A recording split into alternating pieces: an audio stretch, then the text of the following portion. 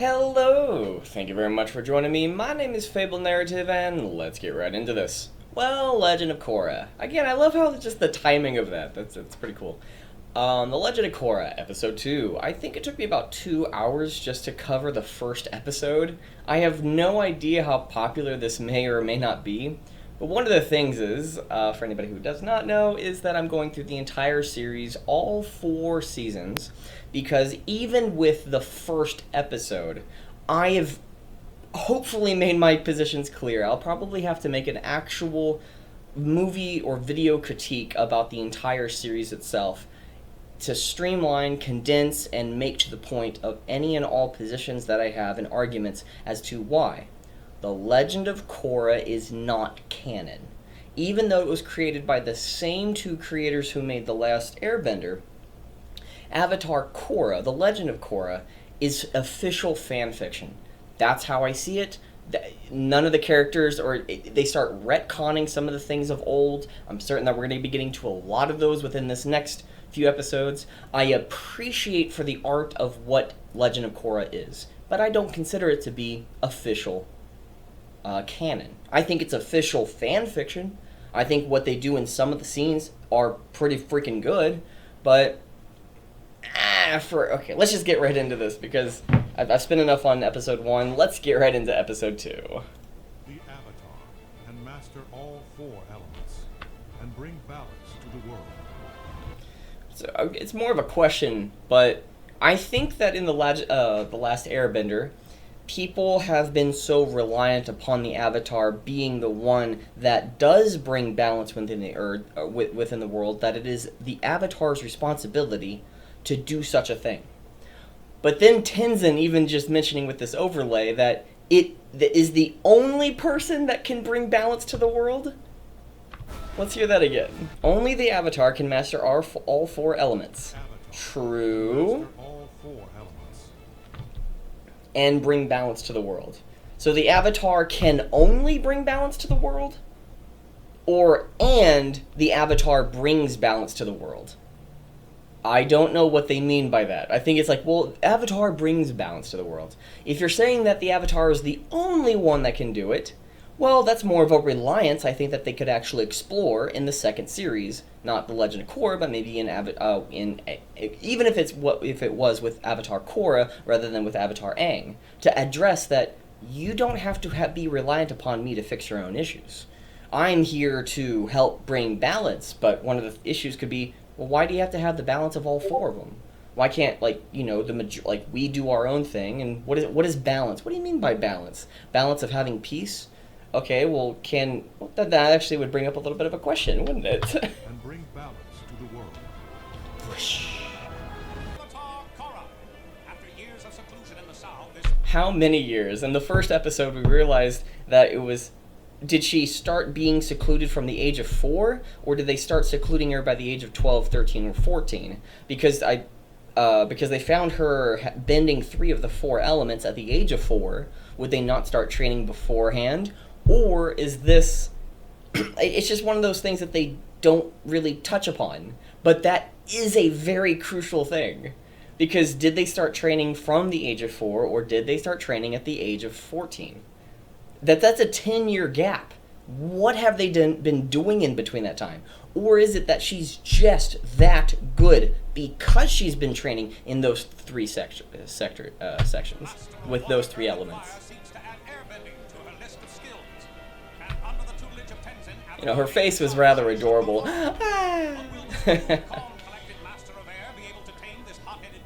This hot-headed teen.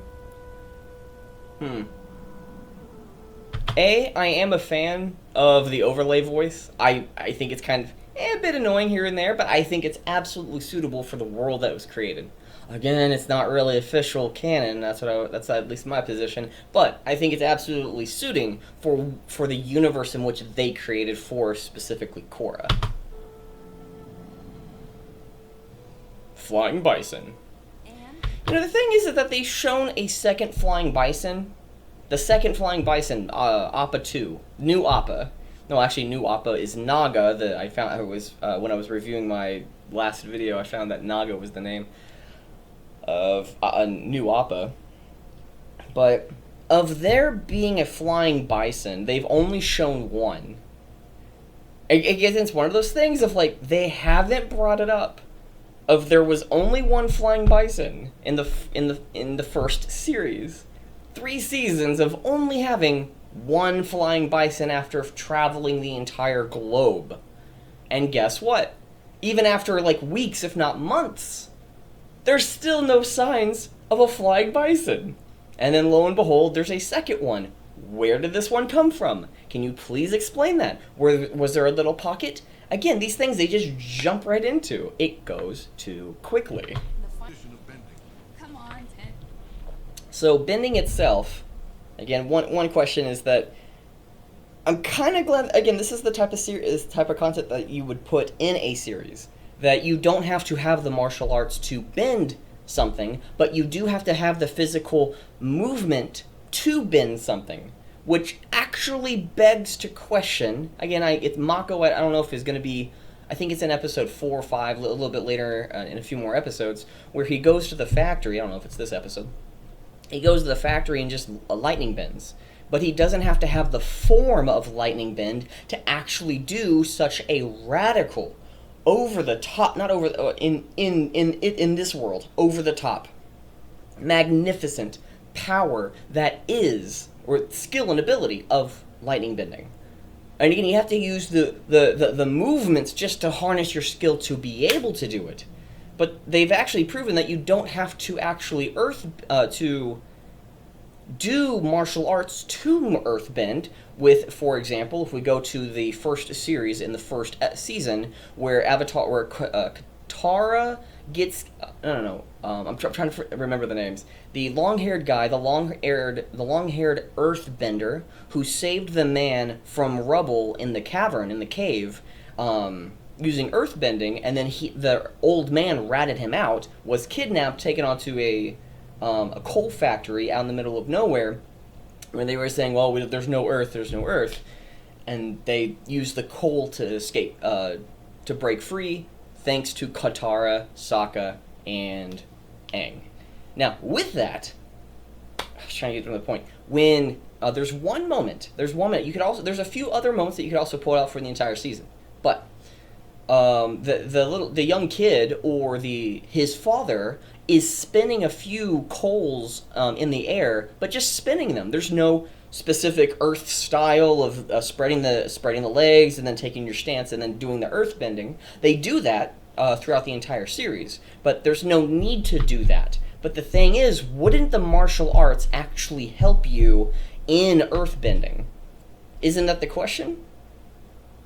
I don't think they actually ever addressed that maybe the martial arts in Avatar Korra, and I don't think that they do, and I really hope that they do, address that. If I remember correctly, they don't, but I think it would be really cool if in The Legend of Korra, they using the martial arts in earth, fire, water, air, even showing that, but that's something that we have to see in with like season 3 or season 4, where using the martial arts actually is more effective than just doing it by willy-nilly or being unstructured or something.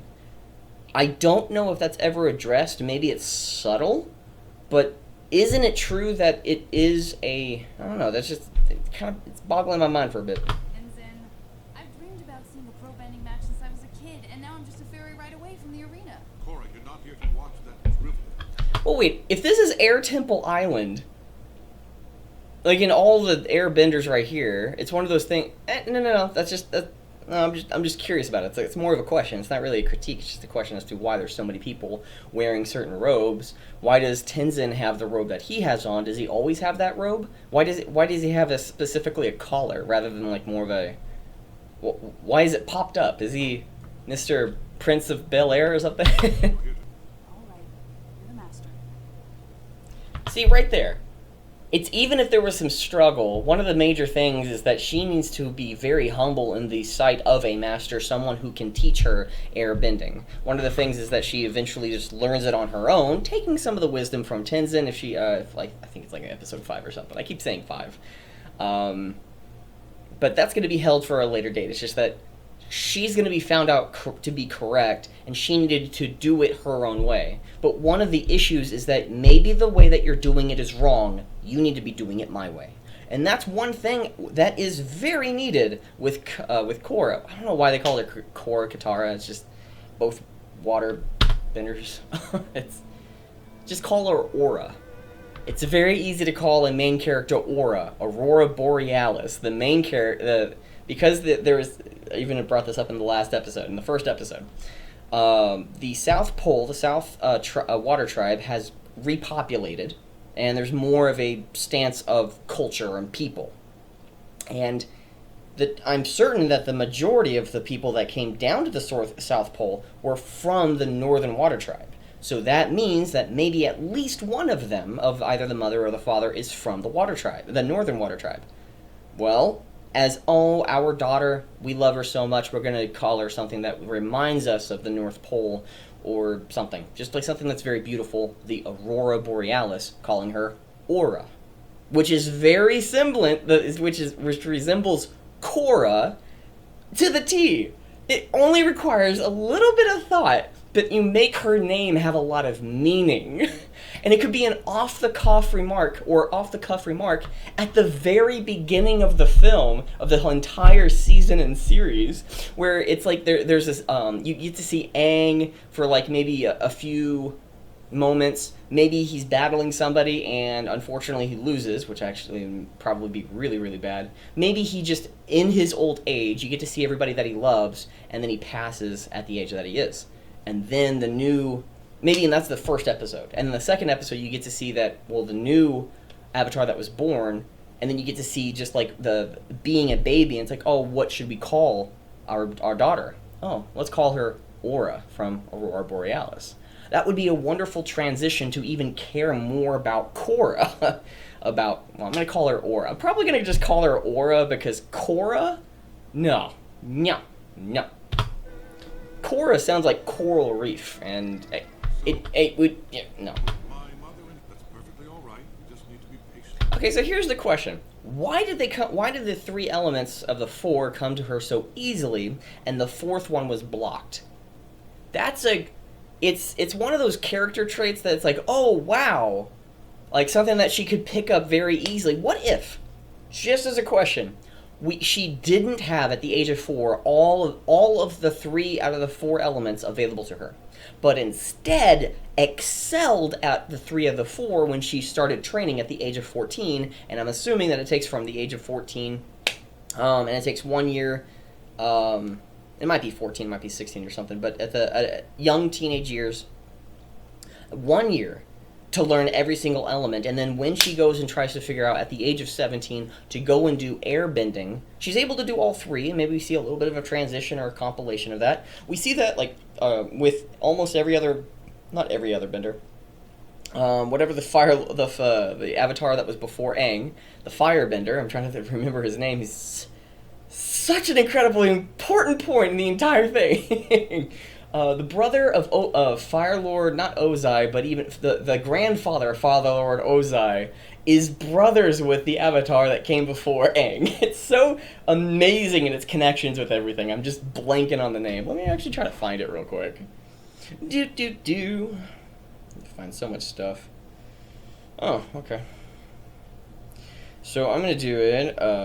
Avatar lineage. Let's go with that.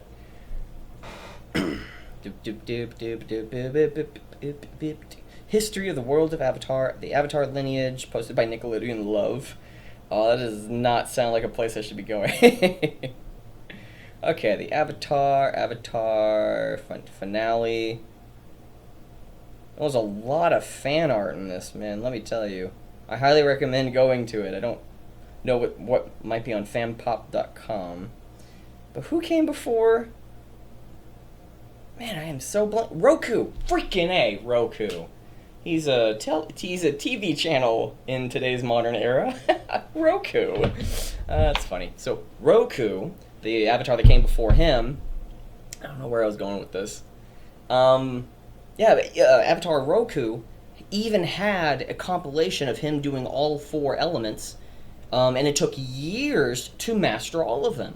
You could have the exact same thing happening with Korra, and her not having just been birthed with them, but instead having this long developed process like all the other ones that came before, that she is not that special. And you can have in the first season her overcoming through the entire season. Again, you can have her overcoming in the entire season of her not being able to airbend, like they do in this series, in this season.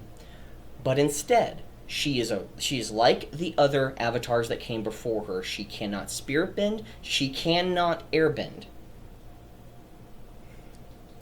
How do I put this? And instead, she has to realize, she has to overcome, she has to fight that challenge of Avatar Aang did so much. Avatar Aang was such a grand and magnificent person, doing so many wonderful, accomplished things that everybody loves him. How can I make my mark on the world? And the thing is that, when he was younger, he didn't make his mark on the world at once. He went from city to city, town to town, village to village, helping. From picking some raspberries to from even Sokka saving an entire village from the dam from Jet. Wow! How did they make their mark? Sokka didn't even get like the majority of the credit that comes from that guy. I'm certain that they remember the situation, but there's not a celebration to specifically Sokka because of that. And then Aura, I'm gonna go with Korra, but Aura constantly. I have to say Korra because of like, well, who is Aura? Aura, Aura. That sounds pretty cool. Then Aura constantly has to deal with the fact that she's not as grand as Aang. And with that, she finds humility while being so magnificent, even better than Aang at the age that she's at compared to Aang in all the other three elements. But from being humble is where she finds her strength. And that's where her character starts to develop. And then it makes room for the entire series to focus on other characters for their growth. While Korra may be in the background, well, the main protagonist, but being there as a centrifuge, or being there as a center point for all other characters to bounce off. And because she does all these little tiny things in season 1, all those characters come into season 2 and help her with something that's bigger, and then build up to season 3. You just play it out and take your time. Often the element that's the most difficult for the Avatar to master is the one most opposite to the Avatar's personality. No. Wait, that's correct, but wouldn't the personality of... No, that's a really good question. Because wasn't it it's not the personality, but shouldn't it have been the element that you actually are able to bend because you have a personality of bending that type? I don't know if they're retconning it. I believe in it. I think it's absolutely correct, but I don't think it's actually part of the world, because I think why Aang had such difficulty bending the boulder, because he had to actually take it head on. But because that was the type of personality he had with airbending, that it was so difficult to pick up earthbending, because you had to not be air, but you had to be sturdy, structured, sound, foundational. You have to have that solid form, and you have to be unmoving, unlike air, the opposite of it. So if she is hot-headed, the opposite of that would be water. So wouldn't the most difficult thing be water? Or because has the personality of I wouldn't say ignorant, but strong-willed and mighty capable, isn't that fire rather than earth? Because earth is more steady and calm. As Toph would maybe have a very difficult time, if not the most difficult time, trying to adopt to air if she had the possibility of being able to bend it.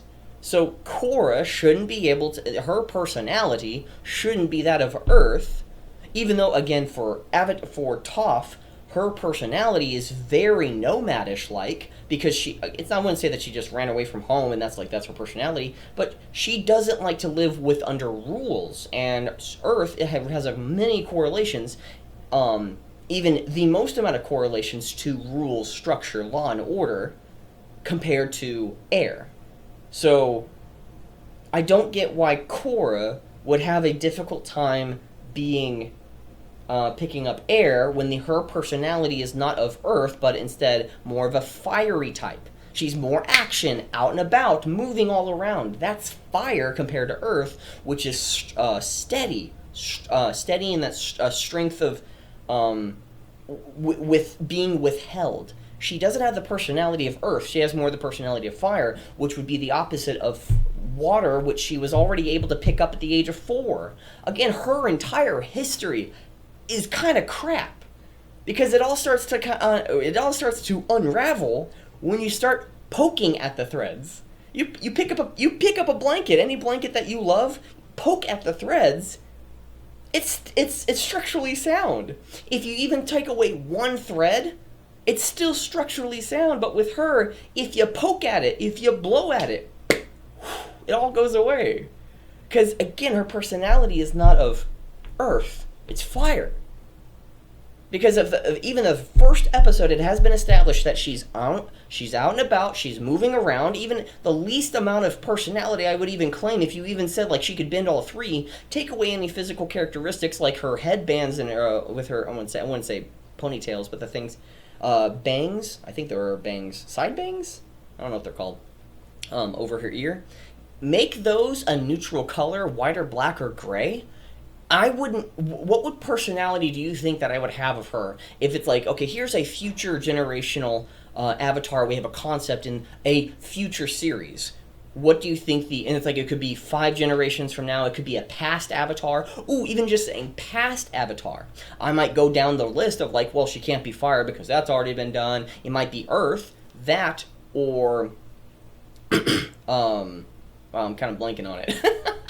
Water. I mean, those are the only 2 that I would pick, and I would pick water way before Earth if she was bending all 3, seeing her in combat. Her combat style and the ones that she prefers to use is not Earth. Like, I know I've been beating a dead horse. It's like, get on with it. It's just, I'm trying to think about this in as many ways as possible, trying to trying to think of whether or not what they said was correct. No, her personality is not of Earth. The opposite would be the opposite of her personality would be the would be the culture in which she was birthed from, water.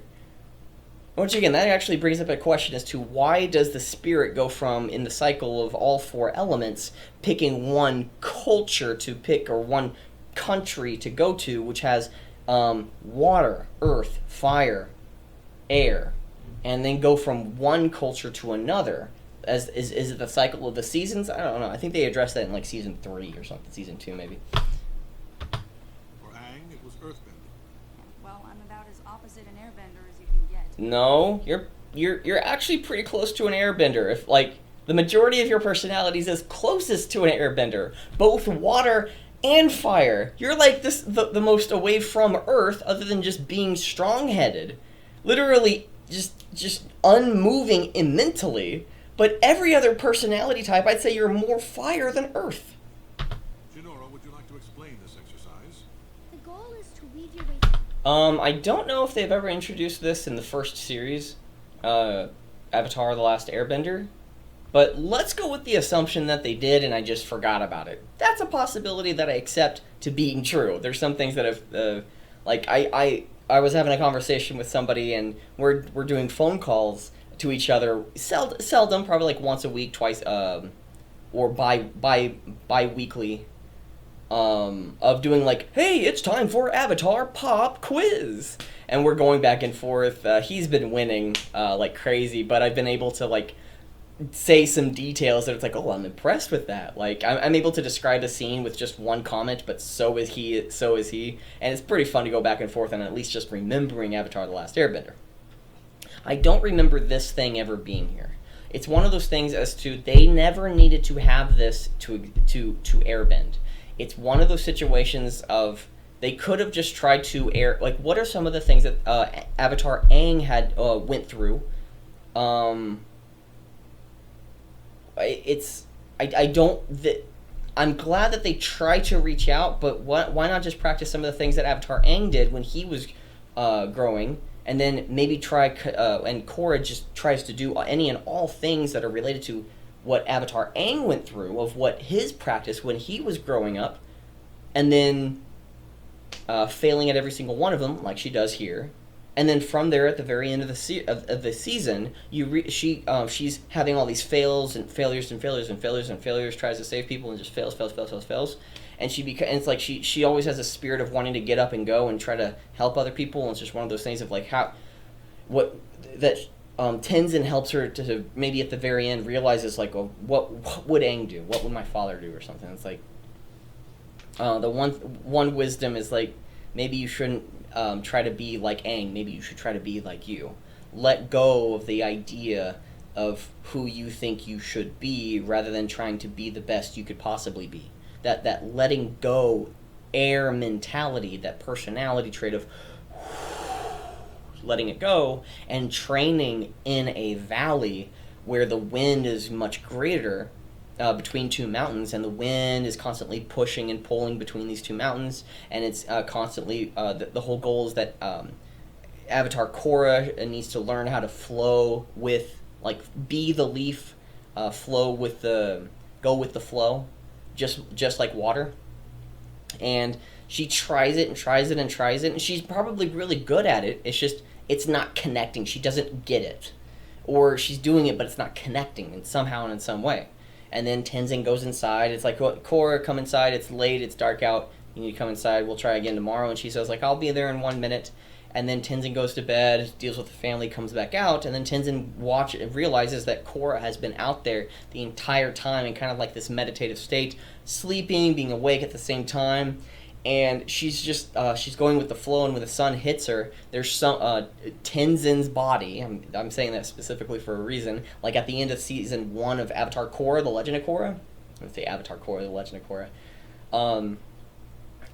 Where Tenzin's body comes over, or Avatar Aang, he comes over, and she thinks that it's actually Tenzin, and what happens is that she's just communicating as though Tenzin was there but never opens her eyes.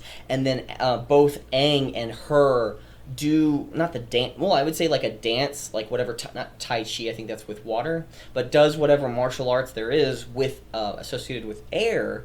And then both of them could be in sync. And because of that being in sync of them both doing it, maybe even Avatar Aang is the one that's actually helping, or the one that actually is the one that's actually helping. Can't physically do anything, but it's just one of those spiritual things that she's able to connect with, like she's connecting with her avatar self, but she doesn't realize it.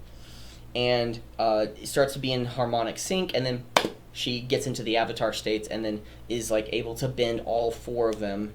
And then she like looks around, and Avatar Aang smiles at her, and then he fades away or something. And after giving a good respectful bow. That's how you respect old characters. It's like old characters, you don't have to develop any of their character. Their characters have already been developed. But to develop Korra, that is how you develop a character. I don't like saying the word character. I've said the word character too much. But I think the word development would be a better word, or better replacement for the word character. Hope that makes sense.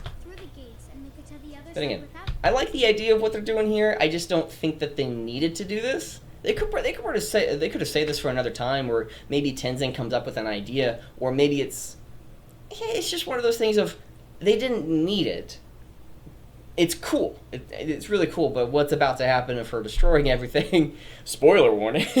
If you're watching this series with the expectation to not be spoiled and watch it with like the real live experience, I'm not gonna say you're doing it wrong. You're doing it the right way. You're doing it the correct way. That's it. Watch more of my stuff. Go and subscribe and like all my videos, because I command you. Probably gotta edit that out. I command you. Like snap at the finger. Chop, chop, chop. Here we go. Oh man, that's funny. The key is to be like. And to be honest, those are going way too fast. Even if you were spinning, those are going way too fast. Again, this concept is incredible. It's phenomenal. No, wait, why? What the heck was that? No, what Janora just did, and her name is Janora, I think she's the oldest. Janora, what? Airbending is all about spiral movements. What? When you meet resistance, you must be able to switch to... No, look at that! What are you doing? They're not even close. You could just walk. It's one issue. What? You could just walk through that. Why are you spinning around? Wait, God, what? If you slow down all of those pillar block door things, then and widen them a lot more, where they actually touch one another, or like get like 1 inch from touching each other, and all you have to do is just like go with the flow or something. But what? Direction at a moment's There's notice. no what? This. I just want to let you know.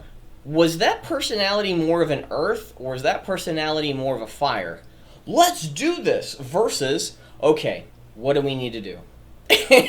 No, her personality's fire. The opposite of that is water. Her not being able to pick up air? No. No. It's not her personality. It might be just her.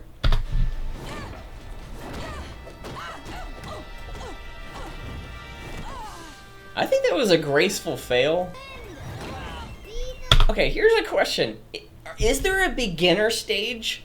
At what age did he send his children into this little contraption? It looks like a death sentence. At what age can you succeed at this? Like, it does not look like there's a beginner stage, like maybe like 1 or 2, and you have to like glide your way through it. Why did Tenzin put Korra at the most difficult? Can't you just like take some of those doors up and only like do it with 2 and see what it's like? You don't run your way through. What you're supposed to do is glide your way around it. Or maybe you just have 1, like the most bare basic that you start out with. So if anything, this is Tenzin's fault. But everyone, all 3 of them, are expecting her to succeed at this at the first time, rather than doing it only with 2 or 3 and gradually going all the way through, which I'm assuming that Tenzin put these 3 children of his that are all airbenders into this thing, and they probably would have smashed their face, if not breaking their nose or arms or legs, from just the first door. At what age do you have to be expected to accomplish this in the Tenzin household? In the Avatar Aang, whatever his last name is, household. Oh my gosh. Wow.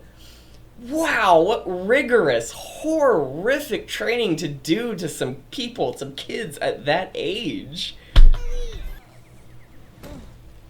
Like, did all 3 of them get hurt when they went that? Did they all 3 get black eyes? Is Tenzin just be like, oh man, you didn't make it. All 3 of my children passed at this level of making them go as fast as they are.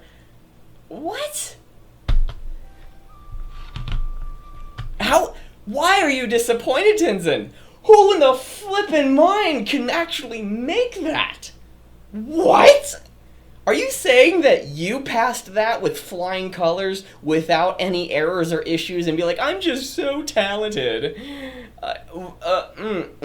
Now, the only other way that I could think about that is that because she tried to do it the exact same way, and that was the issue that Tenzin had, is like, you're supposed to fail the first time and then hold off. But that's not what the expectation is from what we just saw. The expectation was that she was supposed to get it, and then she just failed. And the way she failed, or, oh, you didn't get it the first time.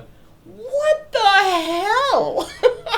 What type of expectation do you have for any airbender, Tenzin? You have ridiculous, impossible expectations for anybody. I'm surprised your children are just as talented as they are. If not, you probably would just be like, well, you're just really bad at life. You might as well just give up. Oh my gosh. Or they like knock themselves out and then he's over their body and they're like kind of like twitching or something. They hit one of his children who didn't successfully go all the way through. And just over their body being like, tisk, tisk, tisk, tisk. Oh my gosh. What? See, now there's 4. If you look in the right next to the High Temple, there's 4 flying bisons. Where do the flying bisons Where did they come from? There was only one. Now there was, again, you showed the one, the new one that came. Now there's 4 more. The fact that you show it doesn't remove the silliness of the history that is implied with what you just showed. Where the heck did Appa get Lady Appa to make little Appa babies? I'm curious about that. Airbag. Yeah, that's how you do it. Yeah, take down Lynn. If anything, this is the most appropriate thing for her to be doing, being very frustrated at Lynn. If Korra, I'm really glad that they actually say Korra, or actually post Korra right there, the little pause screen. Because they keep wanting to say Aura, but Korra is the more appropriate name, so I'm going to go with that. But Lynn, if Korra did not get away scot-free and actually got punished of maybe having to do some cleanup work at the docks and maybe understanding and learning a little bit more about the history and maybe the situations that are happening in the day-to-day worlds of the people that actually live in Republic City, with that one concept, they missed out on so much development of actually dealing with the people rather than just literally the elites in society. She needs to deal with the real people just like Aang did. Her own way. But the most important part is not dealing with the elites. You deal with people. You deal with the person. What issues are you having? How can I help? And then if Korra got in trouble from Lin, and that's like, okay, because you're royalty, or again, because you're the Avatar, I'm going to say royalty, because you're of royalty, you know what? You're not going to get off scot-free, but you know what? We'll reduce the sentence. And you have to do some heavy loading, learning, training, studying, work, whatever, maybe being at the docks. I always go with the docks because whatever. But and then that would make much more sense rather than having one upset conversation with Lin. Literally in this one moment, she has had such a pampered life. Pampered. Oh, she was so oppressed being in that one little confined box. No, she was pampered. Pampered, not having to deal with life, which is an issue, which is an ill. If you don't know how to deal with life and then life hits you, this is the type of personality you're going to have. You have one bad conversation with somebody and you want to have them hurt. You want to I want to put up a little picture of them and be like, hey, in the first episode with all those, not journalists, whatever they're called, we don't have them, reporters, that's what they're called. What's a reporter? I don't know what TV is. With all those reporters asking questions to Korra at the very end of the first episode, I was saying, hey, you know what, there's like newspapers or something. I was doubting that, but then, hey, there are actually newspapers in this world. What type of language is that? Oh my gosh. I'm probably going to offend so many people, but it's like Chinese or Japanese. Those are the only two, like Korean. I don't think that doesn't look like Korean. I want to say that's more Chinese, if anything. Yeah, it looks more Chinese than any other Asian language. Yeah. But there's newspapers, and I'm kind of glad that I actually was able to call that, if not remember it. But to being this pampered of just having one issue, having one upset conversation with somebody who cannot punish you for the hundreds or tens of thousands, if not hundreds of thousands of dollars of damage, of yuan damage, the currency yuans, of damage within the city that you came in and wreaked havoc in, claiming yourself to be a victim from the terrible, terrible Lin, who's the police chief who was trying to restore balance and make do of the issue that happened with of recklessness that you brought into her city. What? What?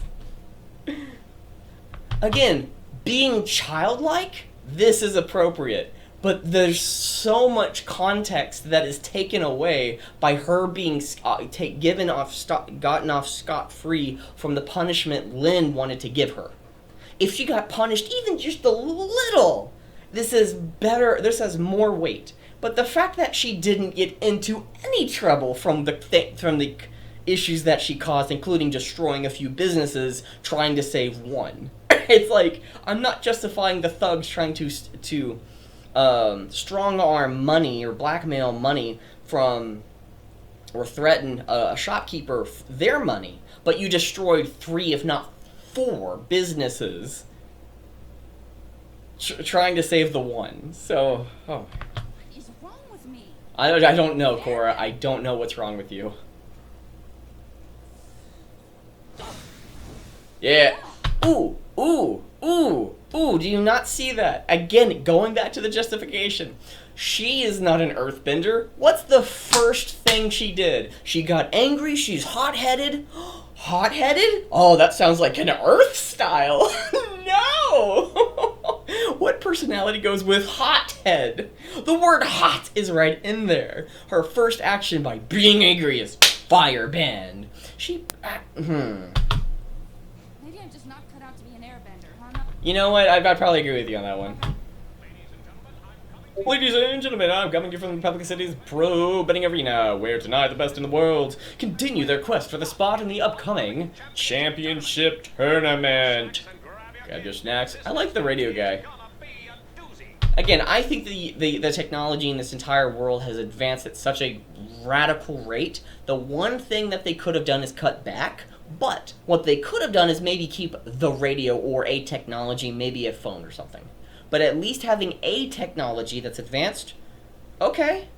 But having an entire city of just literally going from the 12th century everywhere to or maybe a 14th, or actually I would say even a 16th century to an 18th century, or 18th century to a 19th century, in literally 20 years, that's kind of ridiculous. If not, maybe like 50 years. But again, having 50 years of advance, having 200, it's too rapid to me. But they could have it in a generation. Just play it out. Oh, Mako. He advances fire, 2 quick shots. Yamo is hammered back in his own clock. I love I love it when these old, like, I'm trying to think of like the 18th, not the 18th century, 19th century, like the 1920s, 1940s boxer announcer. I love that guy. I love that nostalgia. Not the era, but I do love the voice of being able to announce it that quickly, that articulate, and making you feel like, oh my gosh, what's gonna happen next? It's like listening to an audiobook, but the thing is that you feel like the guy is like emphasizing everything that you're that what's happening, that makes you really get into it too, rather than having a book that's reading like this. And then the thing that happened next was, rather than it's like he's teetering on the edge of the ring now, and what is going to happen next? Oh no! He got struck out! Oh no! The final blow for Mako! It's like, he's been knocked down, and the other two opponents are pummeling him to a pulp or something. I love it. Korra, come down here, please. How in the world did he know she was up there? How? You shut it off at the best part. I thought I made myself clear. I don't want you listening to this distracting nonsense.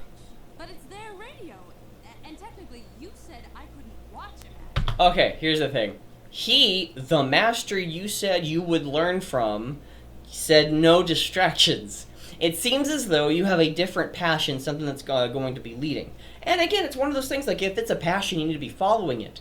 But at the same time, you are having a master, the only person in the entire world, you as a student, more importantly as a child, are not learning the brevity of the entire situation. I'm not having sympathy with Korra.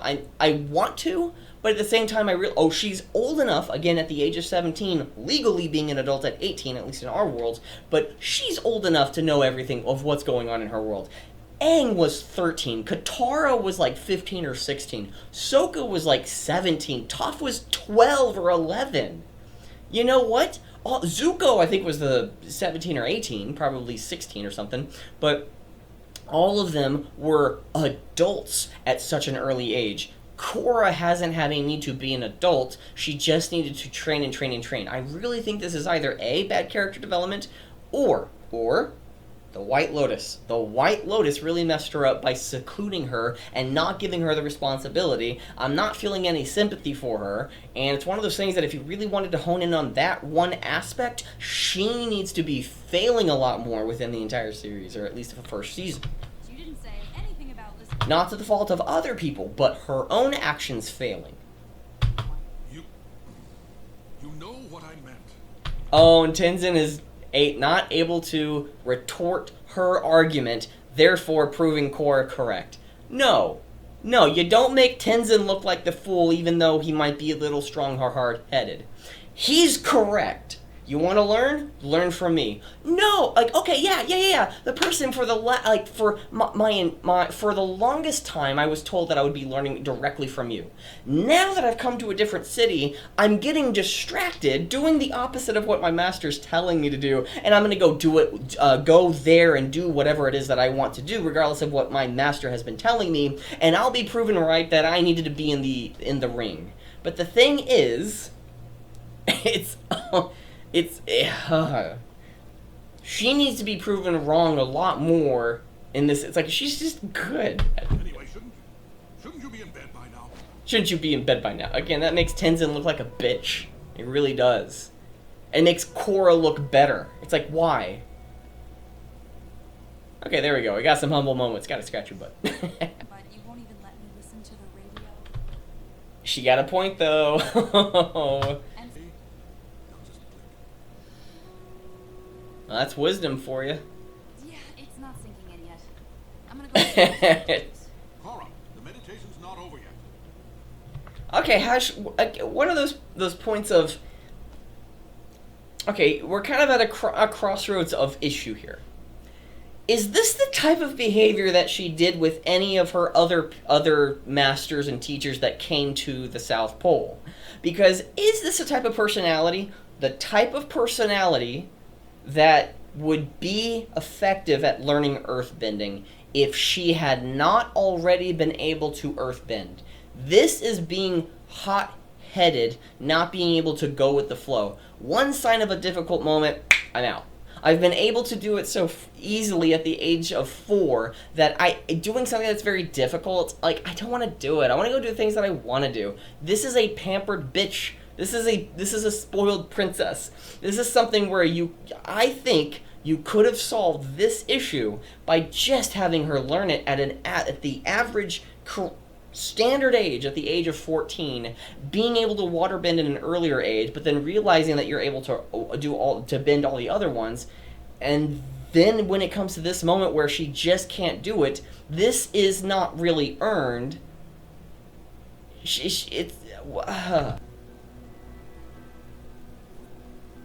Okay, so for right now, she had all this intent to go to the entire city. In the first episode, she expressed so much admiration, love, adoration, appreciation. If none of those, at least the bare minimum of her having a desire, the most desire she was looking forward to, of learning under Tenzin. The only airbender, because he's Mr. Spiritual.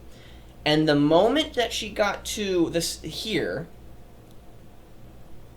in a place, in the direct presence, under the exact same household where Tenzin is trying to teach you, you mention that, oh, I've always loved this sport. Well, in the first episode, I've never heard you hear any of the sport, whatever it's called, the Avatar Boxing Championship thing.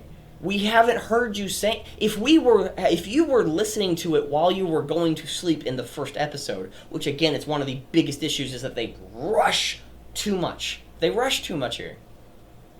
If we got to hear you listen to it on the radio while you were falling asleep, maybe night after night after night, at the moment that you come here, learning it under Tenzin, and then he's not making it successful for you, that you actually have a disinterest in actually wanting to learn airbending because you want to go off and do something that's actually better, a lapse of judgment, yes, it would be, but it wouldn't be out of character. This is out of character. You said that you were so enthusiastic about a sport. Again, from this episode, we could have heard from the first episode, but it's like, oh, that thing that's on the radio, I love that sport. Okay, it's like, there's the first episode, you could have introduced it casually, planting the seed in the second episode.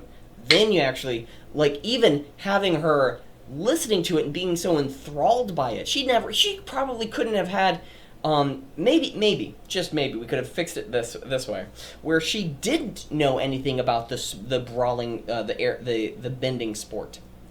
But the pro bending arena. Oh, whoa. I just realized pro-bending arena. You know what the opposite of that is? Non-bending arena. So, like, literally, it's like saying Black Lives Matter. And if you just, it's one of those, I'm not going to get political, but it's just the exact same activity of, it's Black Lives Matter arena. And it's like, what? It's pro-bending. Are you not pro-bending? Are you not for Black Lives Matter, regardless of whatever political change that we're trying to push for? Like the destruction of the Western world. That's actually part of one of the things in their official website that most people say, like, oh no, it's not real, and yet they do it and they ignore it. It's just one of those things. I won't get political anymore, but I'll try to not. But it's wow, pro-bending arena. That is, they couldn't even have it saying like the Aang arena, Aang arena. They couldn't have just called it that. They had to call it the pro-bending arena. I know it goes with the flow of the equalists going to be rising up with Amon and trying to take away any and all benders and be like pro-bending, idolizing it within your golden statued arena, which is literally made out of gold. It at least looks like that. But Korra is so out of place here wanting to go that if she just heard of it on the radio for the first time while being on Airbending Island, Air Temple Island, and under the constant, I would say, literal oppression, but not to the degree of like tyranny, just rules and regulations that she gets so tired of in the White Lotus that she comes here and is the same thing, if not more so. And you're supposed to be learning air, which is detachment, while being under like even more and more stress and rules and trying to like, oh, I'm supposed to be safe, but what you're doing is actually pushing me away. That okay? It's like you could actually have her want to go to the pro-bending arena, wanting to even participate, if not at least watch it, because she wants to have fun, which is something that is more related to airbending, which is something that maybe Tenzin needs to learn, that it's about fun. Airbending is all about whimsicalness, light, fluffy, on the top of your toes, just going, water is going with the flow and that just natural current, while air just whoosh, new thing, but not being as intense as fire. So it's that happy balance between the intensity that she has and the going with the flow mentality, that's one thing that he could try to do and to help teach her. Wait, what? That is pretty cool. Most of the bending that actually happens in this entire series, all 4 seasons, are absolutely phenomenal. The artwork, everything is dynamite. I'd say that it is a little bit better, if not more so, than the original series. I just think the universe is. Why do I have to give it like an offhand comment like, oh, it's great, and then here's what's bad about it? It's like I'm giving you a kiss, and then I'm gonna punch you in the gut. Oh, that's kind of funny. Again, Golden Temple. Why do they live so close to the pro-bending arena? Why? Could they not have this entire arena within the middle of Republic City? Why does it have to be that close? Why?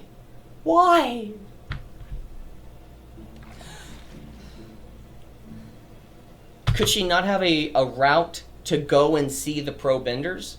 The pro-bending arena, and then on her way she sees both some of the villains and heroes that she might or antagonists and protagonists she'll be fighting within the arena, that they're going to the arena, or she meets some shady characters, or maybe she finds an equalist and talks with them, but she doesn't know that they're equalists, but we do, seeing Amon at the very beginning, just seeing the face, and it's just one of those moments that you could present that Amon is always present, watching, listening, always aware of what's going on.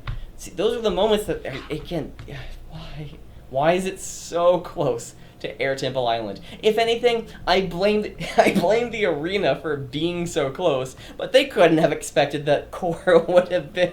Oh my gosh, why is it on the docks? Why is it so far into the water?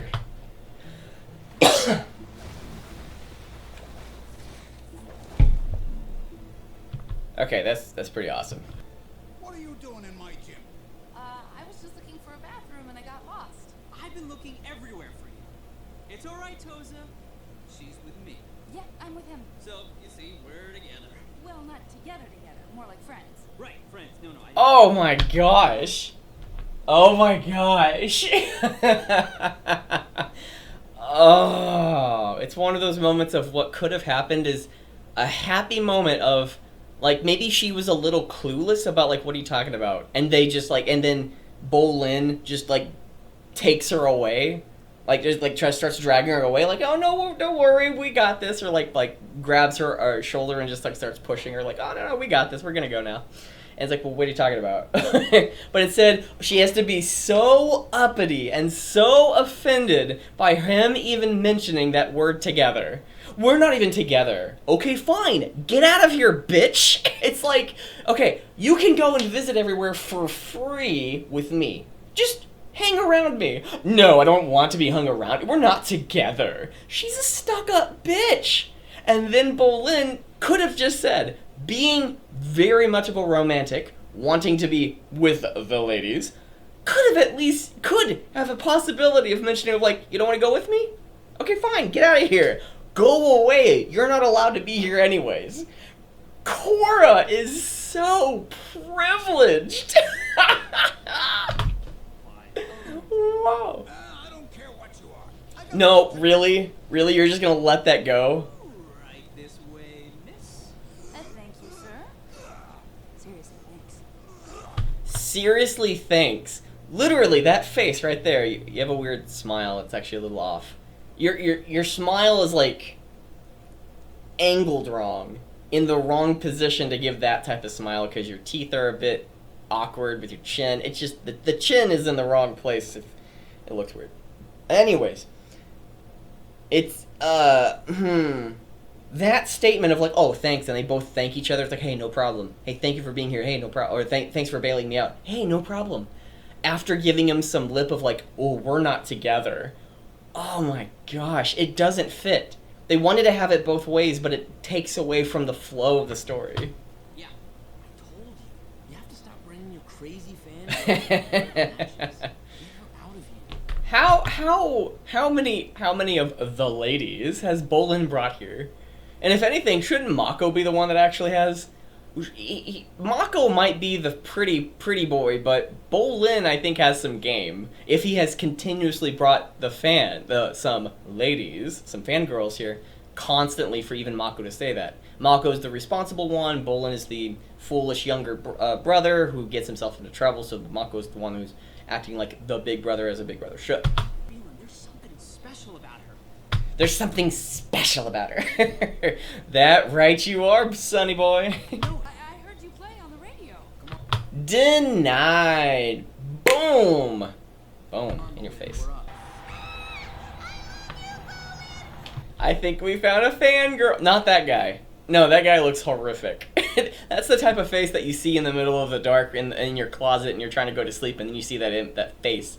That's horrific. But the voice from just a moment ago, I love you, Bolin. It's like, oh, fangirl.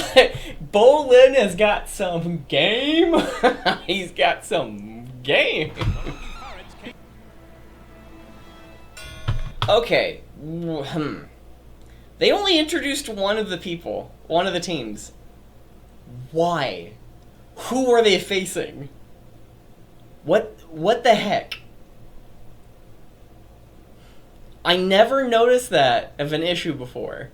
I know they're in a rush trying to create like plot and story and try to get to the main points, but literally, hey, in this corner we have the rising of upcoming amateur group, the Fire Ferrets, and in this corner, no, it's literally just we're introducing the Fire Ferrets. Begin. What about the other guys? Are they literally just that unimportant? Did anybody say in a moment like, what should we name the other guys? We don't need to give them a name. I think this is what happened on the cutting room floor when they were trying to like make the plan of like create this entire story. One of them had to have said, well, Mako and Bolin are going to be in a team and they're going to be fighting against another team. And what should the name of Mako and Bolin's team be called? Something. Oh, how about the Fire Ferrets? Oh, Fire Ferrets are pretty good. What about the other team? They're non-consequential. They're gonna lose eventually. There's no point to developing the character. There's no point in giving them a name. But when you're literally on the floor in public, doing a public event in public with a group of people, why would you not give them a name? Who? The two teams. We have the Fire Ferrets, and who else? We don't get a name for the team that the Fire Ferrets are going against? Is this one of those, like, the red shirt moments in Star Trek where if you have a red shirt, you're just gonna die? It's one of those moments of, like, you are so inconsequential that you're gonna lose so hard in some way that it doesn't matter what happens to you. You could die. You could get decapitated. You could fall into a blender. I don't know where a blender would be, but you could, whatever. You can get cancer. It's like, you can have anything happen to these people. It does not matter. They are so expendable. Wow. If I could guess, I remember what happens with the third teammate, and that's why Korra is able to actually get into the team itself, but one of them quits, maybe because he was knocked off, but Bolin and Mako actually win it for the day, I think. But, again, who? Tigerdillos. Okay. I forgot about their name. Again, the Tigerdillos, I remember hearing that, but they weren't introduced. Let me go back, okay? I might be just causing such a ruckus. Like, no, they were introduced. I need to know. So we're on, what are we on? 9:38? Okay. Good luck. Okay. So, the Tigerdillos. We're looking for the name The Tigerdillos. Okay, so we have the Fire Ferrets. They better introduce the Tigerdillos. Are you serious? In this corner, the Fire Ferrets. And then a small introduction to the Fire Ferrets, and the Tigerdillos get no love. They're already on the floor. But the thing is that none of them were on the floor to begin with, if we even go back even further. Holy crap, that is such an issue. Look, there's nobody there. Nobody there in the arena. Only one person. One person is emerging from the bottom of the floor, rising up, which is actually kind of an issue too. Okay, one, they showed the arena with a full-fledged circle, like flat circle in the middle of the arena, and then all of a sudden, it doesn't open, it doesn't move to the side, it doesn't go up, it doesn't just pop open in any way, he just suddenly emerges from the ground. Can we at least have one animation? One, where there's something that moves above this guy who's actually rising from the floor, because the scene before this, there is no... it's flat. Where does the guy come from? Okay? And there's an open circle now. How in the heck was there an open circle? The only team that matters, the Fire Ferrets, and battling whoever. It doesn't matter. It's okay. And I want to make a point here, because I think it's one of those issues that with metal benders, at least even with the metal bending city, they do some things that are kind of weird for me. But the police don't have to do much movements with their bodies to bend anything, which is kind of an issue, because with at least the pro bending arena, this match with between the Tigerdillos and the Fire Ferrets, they're at least moving their body to bend the element to do something. They're not just doing it psychically, where I think it's in the third season with the Red Lotus, it might be in the second season, but with the Red Lotus, the waterbender has no arms and uses water as placements for arms, but she doesn't bend them using her body, it doesn't look like. But the one thing that's really, really, really cool of a concept is that if they made her psychic, that's like she's just literally an aberrant, or whatever that word is, to make like you are a rare oddity, an oddity of such. It's like you were maybe born differently, and you harnessed the difference that you had, the differencenesses that you had. Literally, blood bending was invented last series by that old waterbender lady that was hiding in the firebending city, in the Fire Nation territories in the third season.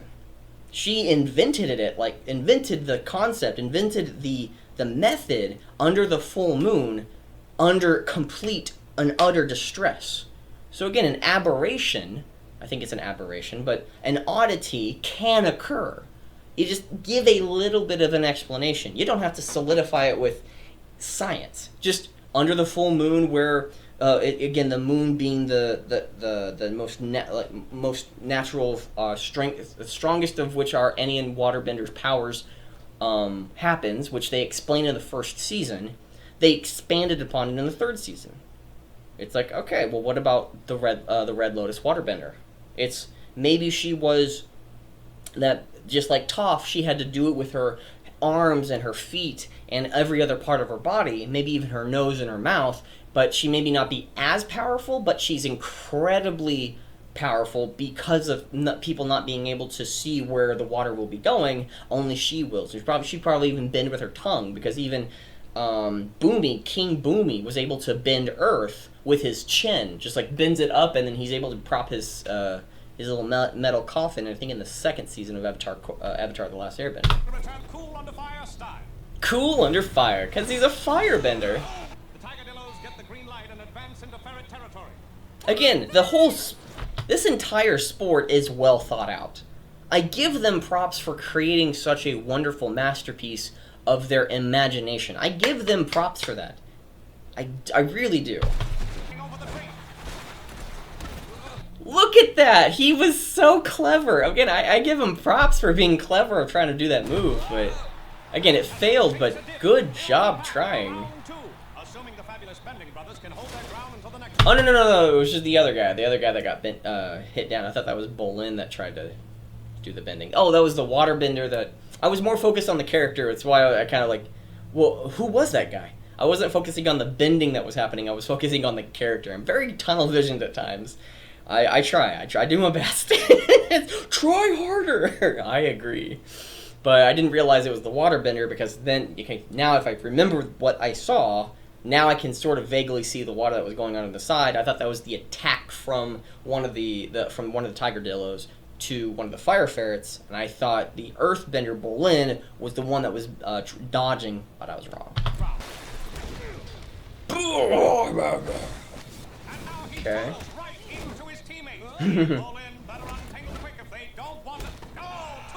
Whoa! How did one of those things knock two of them out?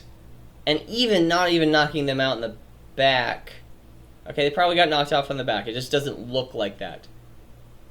It really doesn't. Okay, let's see that one more time. How in the world does one of them get knocked? And now he tunnels right into his teammate. He and Bolin better untangle quick if they don't want to go. No, the amount of weight and amount of force that one of those was doing, literally, if you embraced it, it would be destroyed if you embraced the hit. But the fact, if those were actually Earth, you know what getting hit by a rock feels like? Those things hurt. The people that are actually doing pro bending, actually, if you see their face, there's nothing drawn on their face. They look like... The animation here is kind of funny. But, now, are the Earth discs breakable? Are they of a different material, different type of Earth that break a little bit easier but have maybe a certain amount of weight to it? Because literally getting hit by any type of rock that is bigger than your fist is going to hurt. Being hit by a rock that is the size of your face is going to leave marks at least. If anything, I'd say there's an 80% probability of you cracking a bone. How in the world is this even a possibility? No. If it was a specific type of clay that has weight, but it crumbles upon impact, then I am all in favor of that. If it's just Earth, holy crap! That's, like, what type of Earth? What type of... because the properties don't match. It impacts if you embrace it, but it can knock off two of them whenever the plot needs. That's kind of the issue that I have. It doesn't seem to be consistent.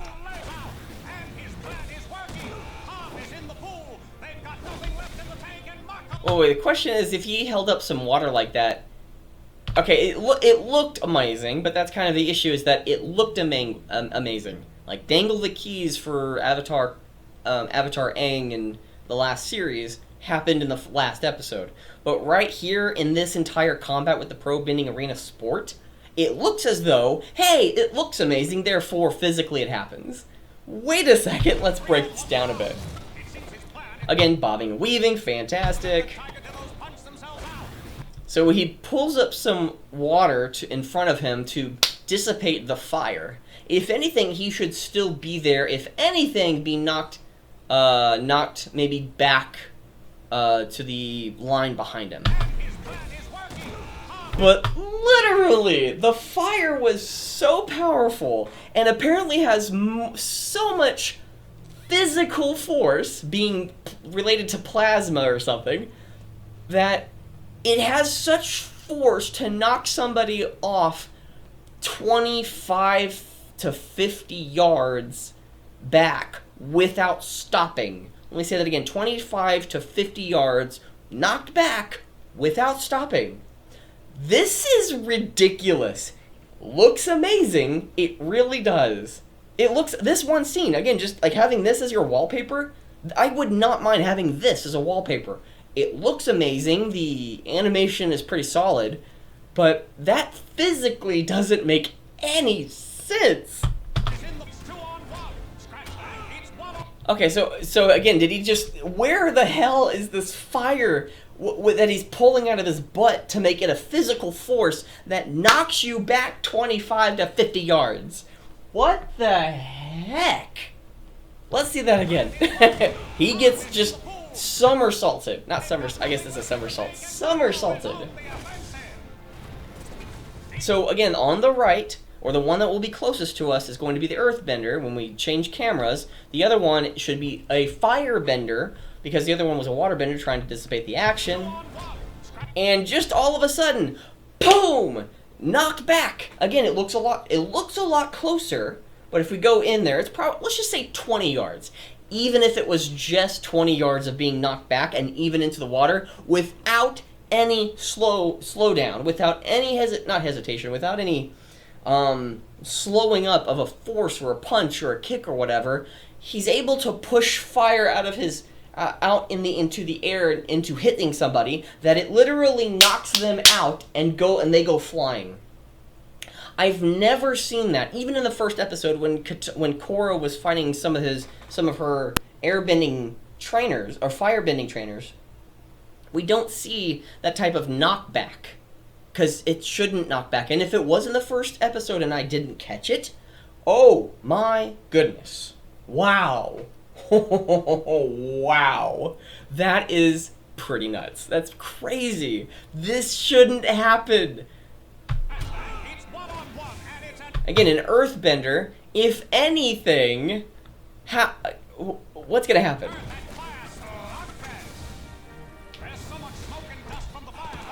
What? What? What? What? Okay, the only thing that I could think of happening of why he jumped back all the way from literally having the advantage of the second to last on the Fire Ferret side to jumping back to the very final one on the Tigerdillo side, the last little section you can be in, being forced to be back there because he got knocked back. And the Fire Ferret should have the advantage now. The only way that I can see that this working is that he got out of the cloud of earth, of the dust cloud. But the thing is, shouldn't he have just jumped to the side and being a professional? It's because apparently he's been in this game long enough to know that if you go backwards, it's a penalty.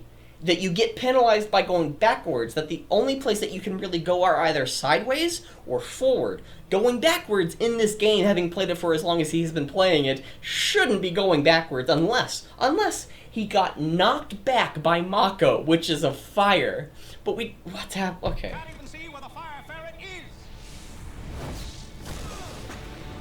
Again, how are you just using at that distance is more acceptable. If everything was more of a relative combat, and then that was the final little piece, I wouldn't mind that. I still don't get where you're getting this knockback force from fire. No. Not of me jumping back to avoid the fire. Me being physically pushed by the fire.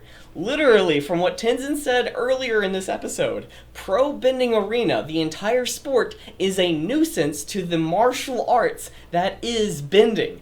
I agree. I so totally agree. I was kind of defending a little bit. I had a little bit of hope. Just a little bit, at least. That Korra wanted to join this. But after seeing this, yes, what they did with the entire sport, actually, it confirms my suspicions. After episode 2, not even finishing it, we're even, maybe even halfway through the second episode, confirms this is not the universe of Avatar. We're in the second episode of the first season out of 4. Oh my goodness. Okay, no, I don't have to worry about that anymore. My suspicions have been confirmed from just 2 episodes. This is not the universe, this is just fan fiction. So if any, I need to not complain about it ever being official canon again. It's not. I have my proof right here. First 2 episodes, my reaction trying to break it down and figure it out. Guess what happened? It's not canon. This is all fan fiction. Again, official fan fiction, looks amazing. What they do with the universe, there's at least a correlation. Correlation. There's at least a correlation between cause and effect within the world that they live in. It's not bad of a story. It's a pretty good story. If you think about like the ridiculousness of it as well, like the White Lotus actually had a lot to do with Korra's development in her personality. Breaking that down, there's a lot a psychologist can deal with on that front. Oh my gosh, wow! It's a knockout. A wing dinger. Oh, wing dinger. That's funny. And then she becomes, not infatuated, but just very impressed with what Malco's able to do.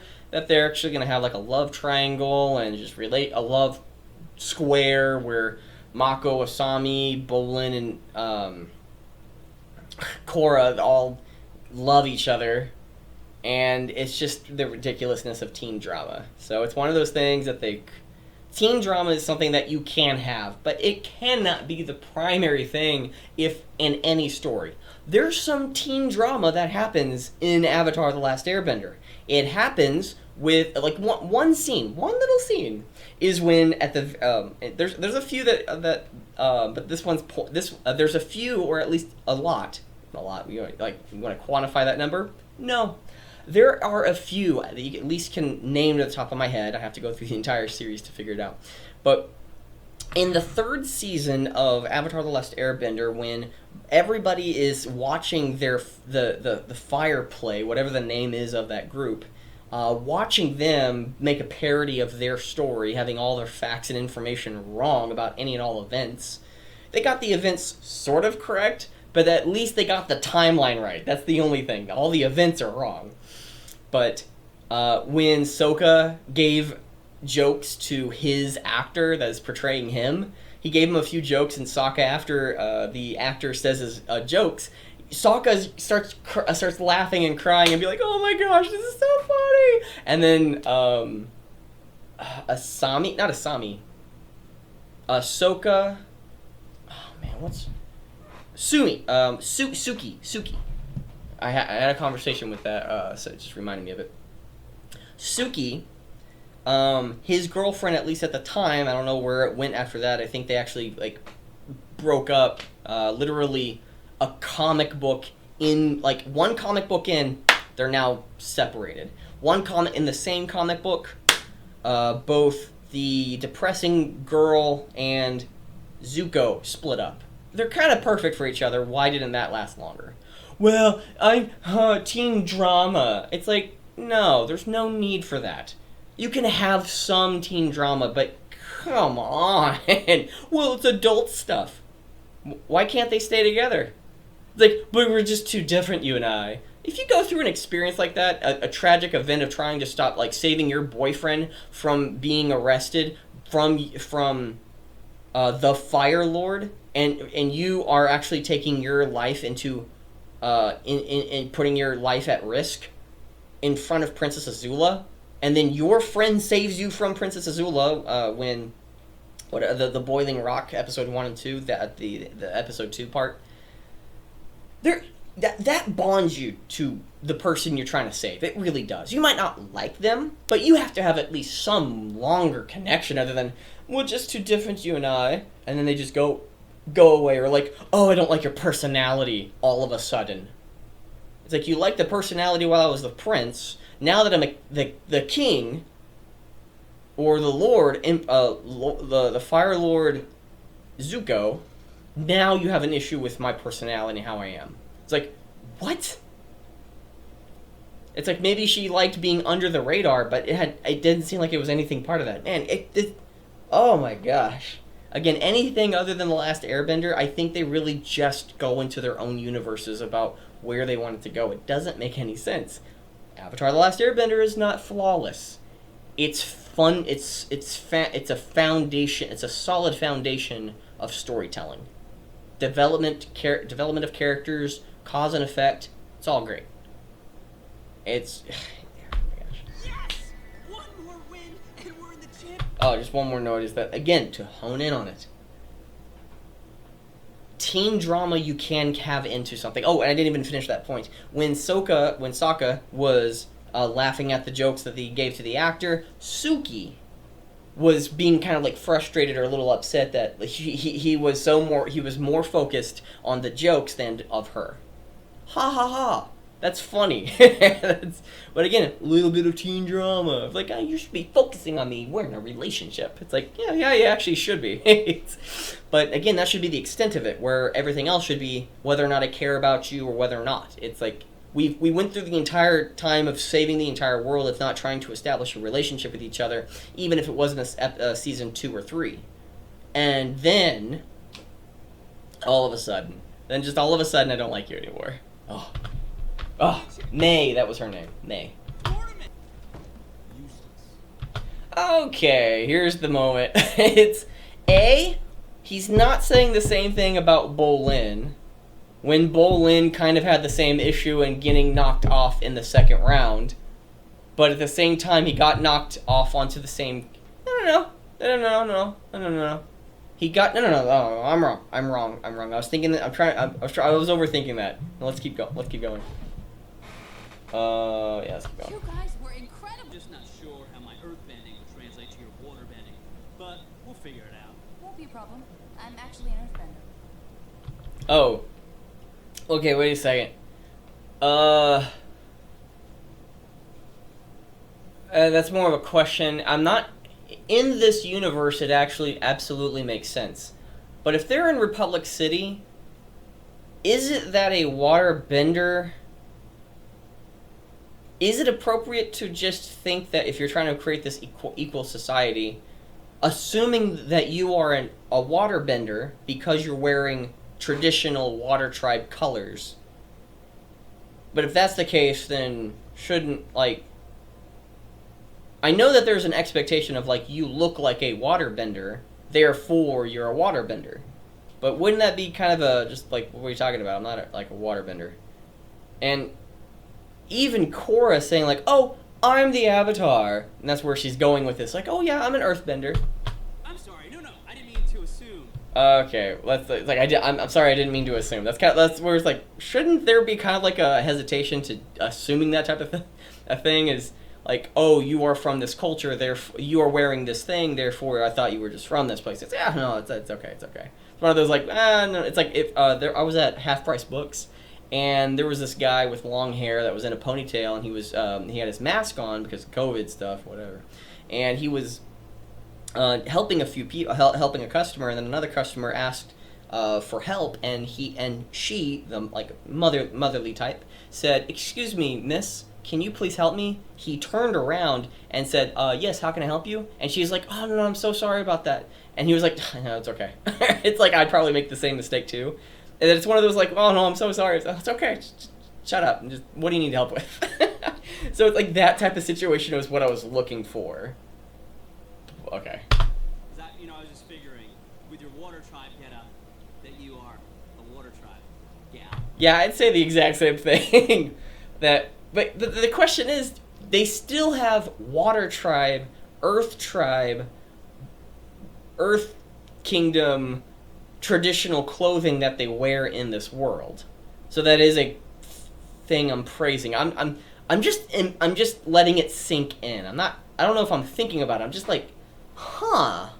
That's very interesting of a concept that I didn't even think about, that there are tribes, that they're making this egalitarian or equal society type of world or city, that where any and all, and one of the questions that I have is, who had to give up their kingdom? I think it was some of the Fire Nation gave up their some of their property, some of their land to make the Republic City, which would be a good a good hand of what's the word, it's trying to think of the word where you give goodwill, having a goodwill because of the war that his forefathers for 100 years have created, that the Fire Nation would give up their land, some of it, to create this equal society that we have no jurisdiction in, that it is its own city, it is its own community, culture, and nation, so to speak.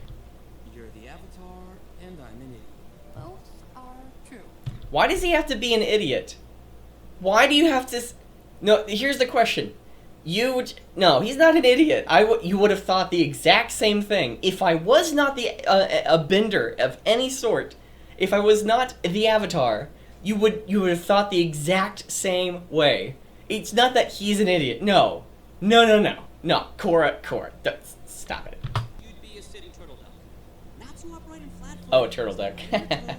Oh, turtle ducks. Zuko, again, it's dangle the keys, but it's part of the universe. Turtle ducks that Zuko was feeding into his pond at the Royal Palace. Right up until the minute. You're a natural at this. Not bad. Again, here's the question, is that you don't need to have the earth-bending style to bend something, but what Toph proved is that when, again, diving into the natural origin of earthbending, I think King Boomy said that there was like 63 or like 16 or like 1,600 different styles of chi or chakra or whatever, but the one that he needed to learn for earthbending, Aang, was to finding a teacher that would, like Jing Chi or something, or Jing or Jung or whatever, to learn a style of bending that requires patience, waiting, and then striking. And then Toph became such a great airbender, such a great earthbender and teacher, not maybe the best of teachers, but a good teacher to Aang, with that style that Toph has of sitting, listening, waiting, and then striking. Even if there's some danger that might happen, there's a lot of force that can happen with earthbending when you take that moment to pause. And what she's learning right now might look cool, but it actually should be wrong if you want to learn how to actually earthbend more correctly, where if you want to earthbend much more powerfully, which is kind of an issue in the gigantic robot that happens from the last villain in the last season 4, where she comes out in a gigantic robot and uses the spirit world to destroy a whole bunch of things and trying to kill the Avatar or whatever. Why, again, she being that powerful, metal bending the entire robot? I think she's metal bending it. What style of earth of, like, if you're just able to do it, what is the entire point of those type of things that Aang has learned, of learning the wisdom, the spirit of that type of element to be able to bend it? What happens in this entire universe is what Legend of Korra is, they're moving away from it, and they're like, hey guys, you kids, y'all like this type of stuff, right? Rather than, hey, here's a kid living within this world. That's not what's happening right now. It's kind of the reverse. It's that we had a child who was very kid-like. He was a kid, officially a kid. And he had to grow up in that world, but in this world, it doesn't look like oh my gosh. It doesn't look like she has to learn any of the thing of the old. Did she have to learn earthbending of sitting and waiting and then striking? Because it came so natural, she doesn't have to learn that spirituality of it, which is a great aspect as to if she was able to pick it up at the age of 4, it's not that she can ever, I think, pick up the age of spirituality. Until she, again, hitting the lowest point, and where you're open to the greatest change. And a quote from Aang, Avatar Aang, avatar that came before Korra. That's a great quote, and it actually is very great. But I'm trying to consume it. I'm trying to let it sit. So, back to Bennett. Why don't you throw that comma one more time?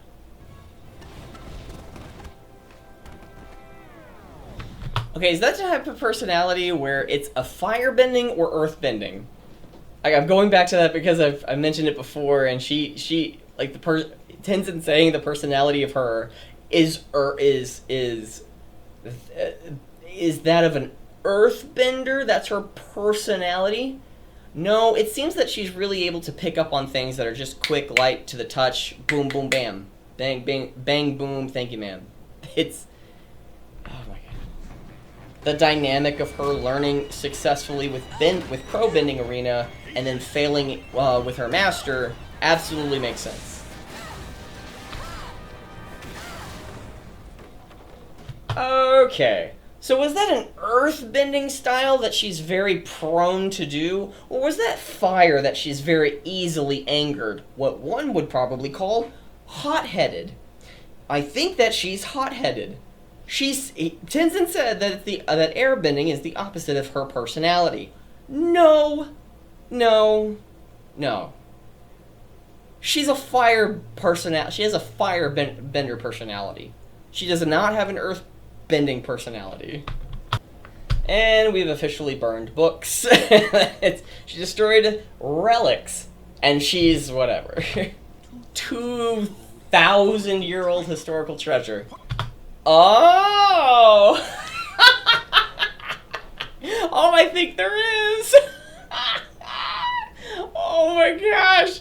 I've been practicing just like you taught me. There's nothing wrong with me. Here's the point. She's proven right in the next few episodes by learning by going to the pro bending place, practicing like a waterbender and having the personality of a firebender.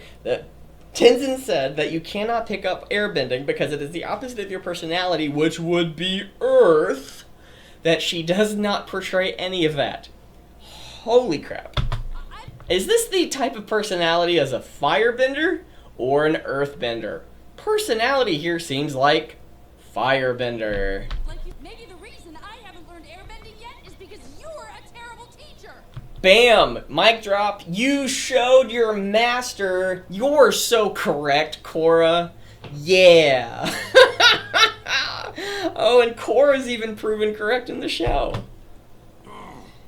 Yeah, you're a terrible teacher, Daddy. Again, as a young little brat that he is, yes, that's actually appropriate character. It's annoying. I don't think it actually... I think actually takes away from the seriousness of the situation of, you're a terrible teacher, and then immediately coming in with, oh, ha ha ha ha, here's a little joke. They could have at least, it's one of the issues that, I'm trying to think of what the analogies that I gave, I think, with this series specifically, or at least with the Disney trilogy with Star Wars. There was so much action, there was not enough time to sit and contemplate, to let it sink in of the situation that happened. Then we immediately go to the next joke, we immediately go to the next thing, we immediately go to the next action, rather than being like, she says what she says and storms away, and and his family's not there because he's giving a private lesson. And then maybe while they're in the background doing something or whatever, is that the main focus is on what's happening, maybe a small little comment from one of them knowing the situation. But I don't know. That's more of I would say it's more of a personal preference. But I think there's some weight there as to it just rushing. It's like, here's a serious moment. Next event. Oh, happy moment. Oh, somebody's humiliated. Oh, something exciting and action and impact.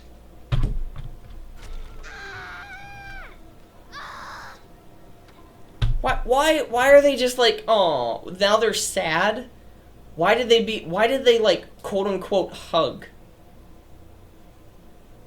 Why? It's like, I'm so pissed off. It's like, okay. It's like, you still need to learn. It's like one of the things of like, he kind of is a terrible teacher, that she gets This is literally, how many times have she tried to do that thing? It looked as though it was only 2 times. Did it look like, was it an hour session? How many times did she fail before she actually had that hot temper and burned 2,000-year-old relics? The series is rushed. Again, the same for flying bison. Or are they not flying bisons, but instead, the children, including Tenzin, flying up there using their airbending to glide around? That's the only explanation. Hey, everyone here? Oh, finally you come back. Where's Korra? Whoever your name is. I am at my Pema. No, it's not Pema. It's Pamela. It's her. I'll get her. Let me look up her name. Her name is very important. Very important indeed. Avatar Korra. Something or Felix. Okay. Okay, Korra. Caricatures. I think that's how you spell it. There's a Q and a P in there somewhere. Korra. No, I don't care about Korra. I care about the characters of Korra. It's like one of the first articles was Korra. Oh yeah. Oh yeah, I forgot about that. Izumi, isn't she the Izumi? I'm trying to remember who she is. Okay, so we're gonna go with P. Scrolling. Thank you for being patient, everybody. Oh, her name is just Pema. I thought it was like why would you call your daughter Pema? That's weird. Their culture's weird. end that girl. I don't know how to get. Ooh, here's a question that I have. It doesn't have any significance. It's just more of a question. It's curiosity. Where does Pema hail from? Fire Nation, Water Nation, Earth Nation, Earth Kingdom. Where does she hail from? Because I'd love to see as to like how that kind of happens. Kind of interesting to know what happened there. Through to her. Dear? It's one of those ha-ha moments, but the other daughter, was just blank. Like, why did she not at least look over to her sister while she was talking? So weird. Oh wait, so both the Tiger Dillos, or at least both the opponents get to train in the same place? Or is this the prior match, and one is getting off the court, and then another one is getting on the court, and they just have to share the little stage before they get onto the arena? Didn't miss your match, did I? You guys look like you lost already. You might as well have. How about So it is the case that that's just, it's weird. They wouldn't have like a little locker room or something. me? I'm a top out. Okay, here's a question. Why is Mako being such a dick? It's one of those moments of like, he could have at least said, if he wanted to make it a bit more realistic of his character so far, he even called himself being an idiot rather than looking like a fool. Rather than saying like, I don't think that you're actually skilled enough. We haven't seen you actually waterbend. We've only seen you earthbend. You don't know our plays. You don't know the history. You don't know the rules. Those situations must come up, or Mako's being an idiot right now. Rather than just looking like a fool, you could have at least said something about her not knowing how to play the game. What rules are there in the game? It's like a small little quiz. Hey Korra, what happens when you cross the middle line, or when you go back one? What happens to you? She doesn't give an answer, and then he immediately says, that's the reason. You don't know how to play. I don't want to go out there looking like a fool. And she says, like, it's fine. And she actually proves to be wrong, and Mako is proven to be correct. And then she learns with like a little montage over the next few days of actually getting into the fight, even though they may fail. The fact of, or whatever, it's just, they could have changed that. I don't want to look like a fool. Why? This girl is crazy. Looks like the fire ferrets have ferreted out a last-minute... Ferreted out. Are you ready? Wait, there was no players are you ready in the first match? It was just begin. So again, where's the consistency of coaches or referees?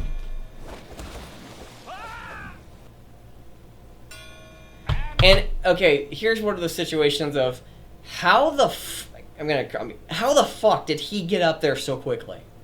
I think I've gone an hour and 50 minutes without really cussing or cursing. Maybe I've done it once or twice, but right now, what the fuck? What the fuck actually happened? He went into the water. It takes a bit of time to get out of the water to get your bearing of being knocked over in a side you were not even expecting. So he was literally blindsided of a knock that was literally illegal, knocking him down, 50 feet, 50 yards into the water? Maybe even just 20 yards or something. But again, how did he just all the way back up there? I don't get how there's just teleportation. You're where you need to be whenever. One of the things that needs to happen is that if one team member has a penalty, I know it's probably like you need to go back one space of having an illegal action, but that, if anything, you could play illegally, but still play within the rules. What do I mean by that?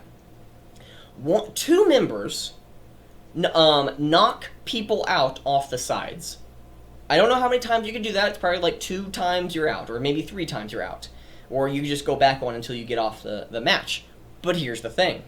If you can have at least 2 of them all 3 of them knock all 3 of them out on the sides, they get disoriented, you all go back one, all 3 of them get knocked onto the sides, they're all disoriented, how much time it takes to get back up here, you're already exhausted while I'm fresh, ready, and able to go. So you being exhausted and drenched in water, again, it's one of those like, well, wait a second. It's just, again, I'm glad that they created it, but that is a major flaw with the entire show, with the entire sport. Not the show, but just the sport, at least. We're back in action after that. Wait a minute. Did that waterbender just earth bend? Foul, I think. I want to hear that again. That was hilarious. Foul, I think. I would react the exact same way. There's a waterbender right there, waterbending. Waterbender she is, waterbending. She earthbend. What's happening here?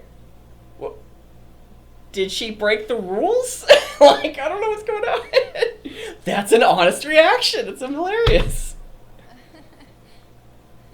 Okay. You see, Mako was proven right of not going out there and acting like a fool, but at the same time, she's able to pick up the sport, if I remember correctly, but let's just keep going. I'll save it for later. I know it's kind of silly of like, oh, what a coincidence. But again, coincidences like this are not out of the realm of possibility. Even if it was highly improbable at the exact moment he was looking for her, that she just happens to be on the radio, that's kind of a critique that when people mention it and other things, it's like, hey, you know what? Kind of relax on that, because A, it's a story and not real life. Real life doesn't work that way. But in a story, it's at least within the realms of possibility. And even if so, it doesn't happen as often as you think. It's so...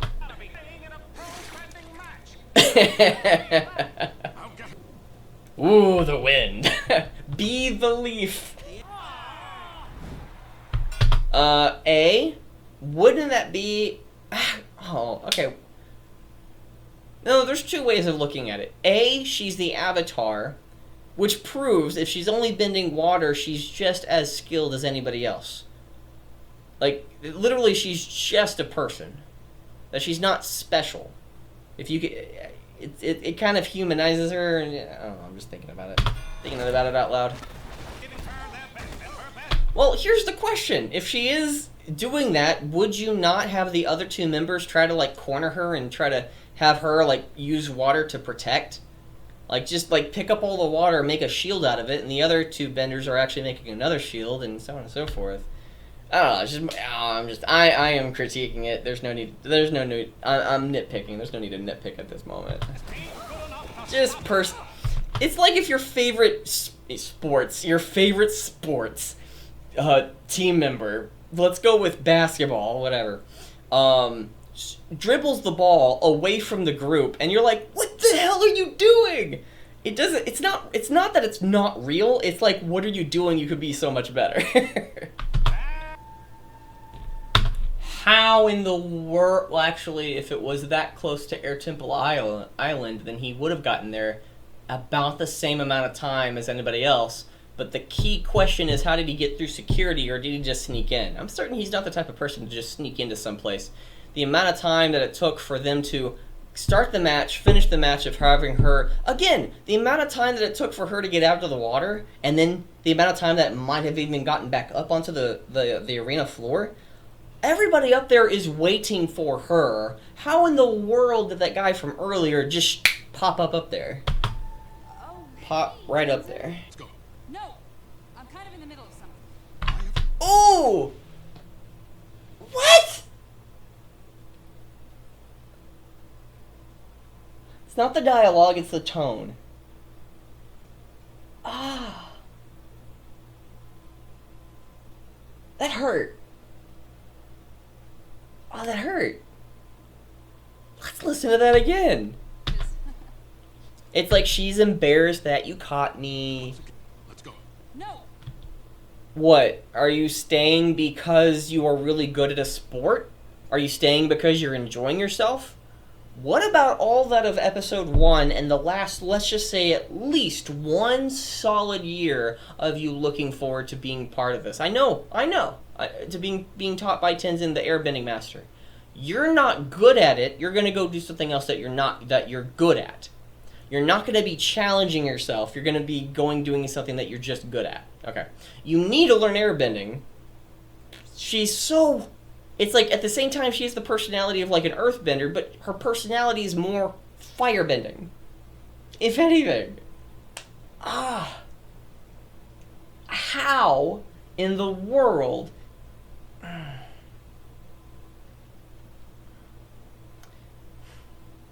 I'm trying to piece it together.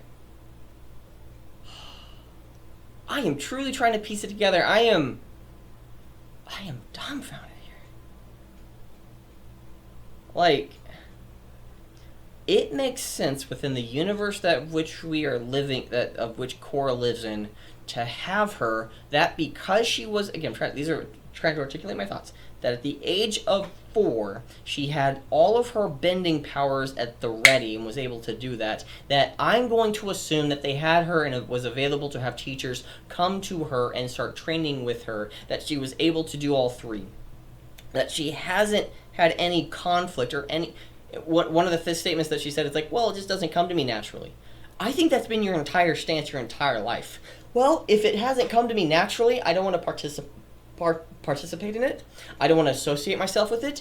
I only want to do the things that come natural to me, things that are easy for me. I want to do, and because I'm naturally gifted, that means that I get to be in situations and go to events and be part of people's lives simply because of how great of a person I am.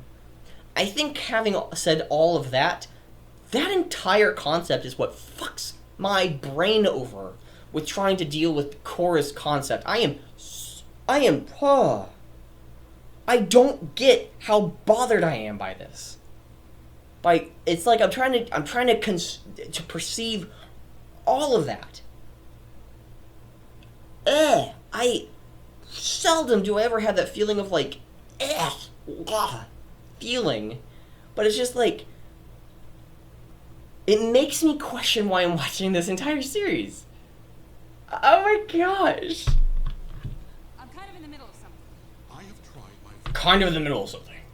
best to get through to you by being gentle and patient. But clearly the only thing you respond to is force. Correct. You are absolutely correct, Tenzin. Smack her upside the head and punch her. Just like pull her on the ground and just like punch her face. She's wearing a helmet, and then after punching her about 10 or 20,000 times, you'll probably get through that thick head of hers. Yes, that's exactly what he wants to bring you to do. It's like, you're not officially an adult. You do get to make your decisions, but let's do it this way. Avatar Zoka, Kuzo, what's his name? Freaking A. What's his name? I had his name earlier. Oh my gosh. Roku, that was his name. Okay, I was looking it up, but before I got to see his name, so I was just remembering it. Avatar Roku had a compilation of him going from avatar to teacher to teacher to teacher, learning everything. And he even said that it was difficult and trying and hard, but once I actually got it, it worked. She's never, for the life of me, she's never had to deal with anything that was difficult. She only did things that were easy. She is so freaking spoiled. Because maybe I don't even need it. There you go. Spoken like a true avatar. No, this is what I need to learn. Really? This is what you need to learn? Again, they're kind of shitting on the entire aspect of bending the martial arts style, the entire culture and history, by saying, I don't need to know any more stuff. I'm just great at it, and I need to know new techniques and stuff. Things that are not as strong or as significant, but instead make me feel really good about what I'm doing. This is one of those things of like giving the keys to the car to your son or daughter, and it's like they may not know how to drive. They may or may not know. Here's a great joke. This is a joke that I heard from somebody, and it takes a little bit of time to say, but the kicker is so flippin' worth it. I think it was from Andrew Clavin, who was talking at a college room class with a bunch of whoever they were, but a college. He was invited to college to speak, and his joke was, I'm trying to remember now. It's just all the hype to get it, and then you don't remember it.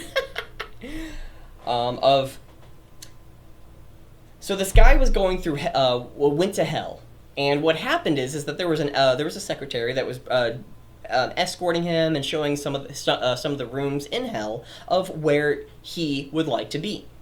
One of the places was being in a room filled with just laying on your back on a bunch of rusty nails, literally swimming in a room of bunch of rusty nails for the rest of eternity. And it's like, okay, well, the second room is a bunch of Rottweilers. I forgot what the second room was, but a bunch of Rottweilers constantly biting and ripping off your flesh and just like chewing on your bones and stuff.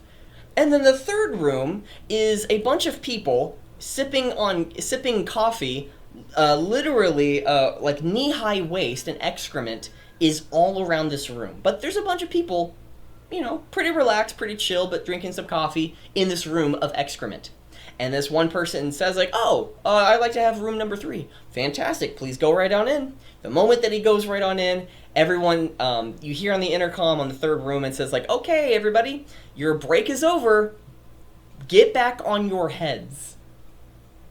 That because of a small window of a period of time in your life, you don't have the full scope of your entire life and what the consequences are from choosing a college, choosing a trade, choosing a business type, or being an employee of any sort, or trying to learn, like, programming, for example. You don't know if it's going to work or whether or not it's for you. Whether or not you try it, you're really good at it, but you don't make anything substance and make any money from it. You don't know the circumstances of what happens at the early age of 16, 15, 14, that you have to make all these decisions about your entire livelihood. Which college should you be going to? Should you be even going to college? Which, again, I would recommend that you don't. But, saying from somebody who's actually dropped out of college, I've saved myself a lot of money. Saved myself a lot of money, but it doesn't mean that I've actually made a lot of money because of that. But at the same time, I'm kind of okay. That you don't know that when Korra seems to have been given the keys to life. Literally, this is the first time, and she's making such a horrible decision of everything that goes against everything. I know it's like, well, she's in the wrong of saying this. She's absolutely in the wrong, but she is so in the wrong. She is so deep in excrement right now. I don't know how to deal with her right now. Modern styles of fighting. Being the Avatar. Modern styles of fighting.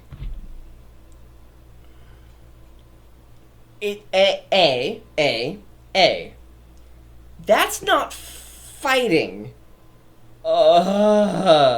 Even Tenzin's saying, like, that's not about fighting. No, what's happening right now are not styles of fighting. Styles of fighting within earthbending specifically, you're only here to be practicing water bending. Really, that's all you can actually practice. You can't just keep watching other people. You actually have to practice them. That's it. And you're only learning from fire and earth, and you're a natural waterbender. So if anything, you're just continuously learning the same things you've already had accustomed to your entire life. I know I'm probably reading so deep into this. Ooh.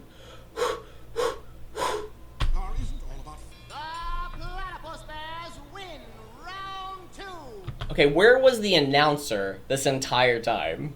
That he now was so polite to allow Master Tenzin, one of the last, or the child of Aang.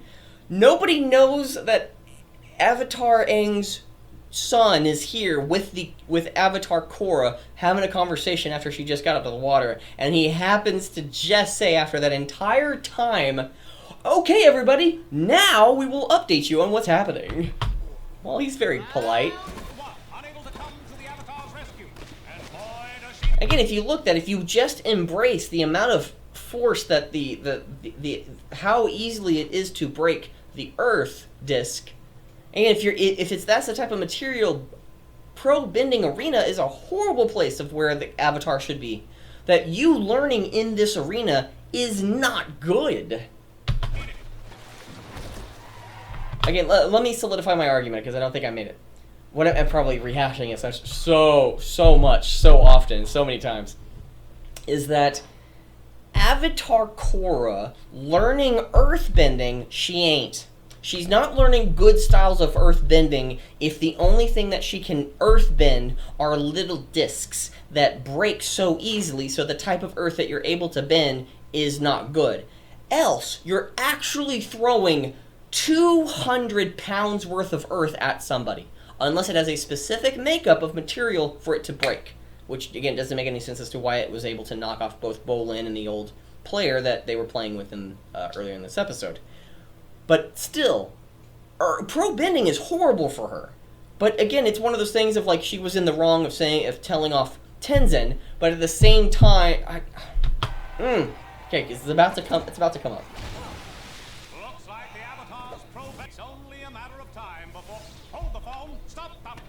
Okay, you see what's happening right here? Where did she learn all that one technique of spinning? That I think was an airbending type of maneuver. Where did she learn it?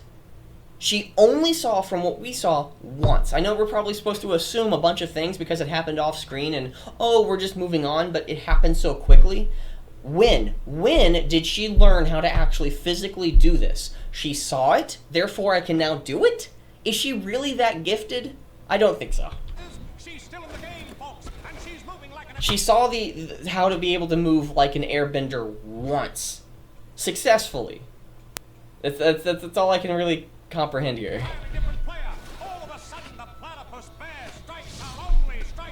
Yes, and all of a sudden she's able to prove that she needs to continue doing pro bending. Proving Tenzin wrong. Oh my gosh. Again, if you see that when they were blocking Mako's fire, it wasn't as much of more of an impact than even blocking an earth disc. So how in the hell did he earlier blast with so much impact any of the members of the Tiger Dillos out of the ring from earlier? That doesn't make any sense on the physical force. It's just whatever we need to make the plot look good, that's what's going to happen in this world.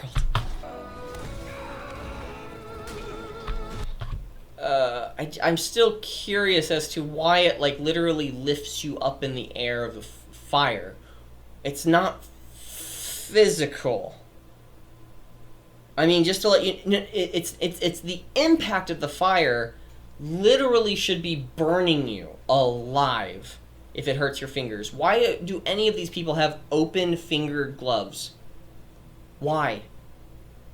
It doesn't make any sense if you're going to be blocking fire or even blocking earth. You have to be fully clothed and developed, how is it not burning your hair or something? Earth makes a lot more sense when being knocked out. How in the world is fire doing that? Again, it's such a night and day situation of her winning that the fact that she won, he was so happy. But the entire we've never seen him being this happy before. But the fact it feels so unearned. What can I say? You really came alive in that last round. The way you dodged. Yes, the way you dodged their attacks by learning learning a maneuver we haven't seen you ever practice. You've been only shown once of how to actually dodge things like an airbender, only once. And how many days has it been? 2, 3, and you're able to pick it up like that? Again, it's one of those of like the natural ability of being so skilled and naturally talented that it just seems that you're. I don't believe it. I don't. If anything, it should be the exact opposite from the personality that we have seen, that because there has been a new technique to learn that is different than earth, fire, and water, that it should take weeks to at least get into her. Get into the mindset. Like, Aang was a very talented kid. Yes, he picked up water bending like that when being taught with Katara, that it was so easy once Aang started to bend.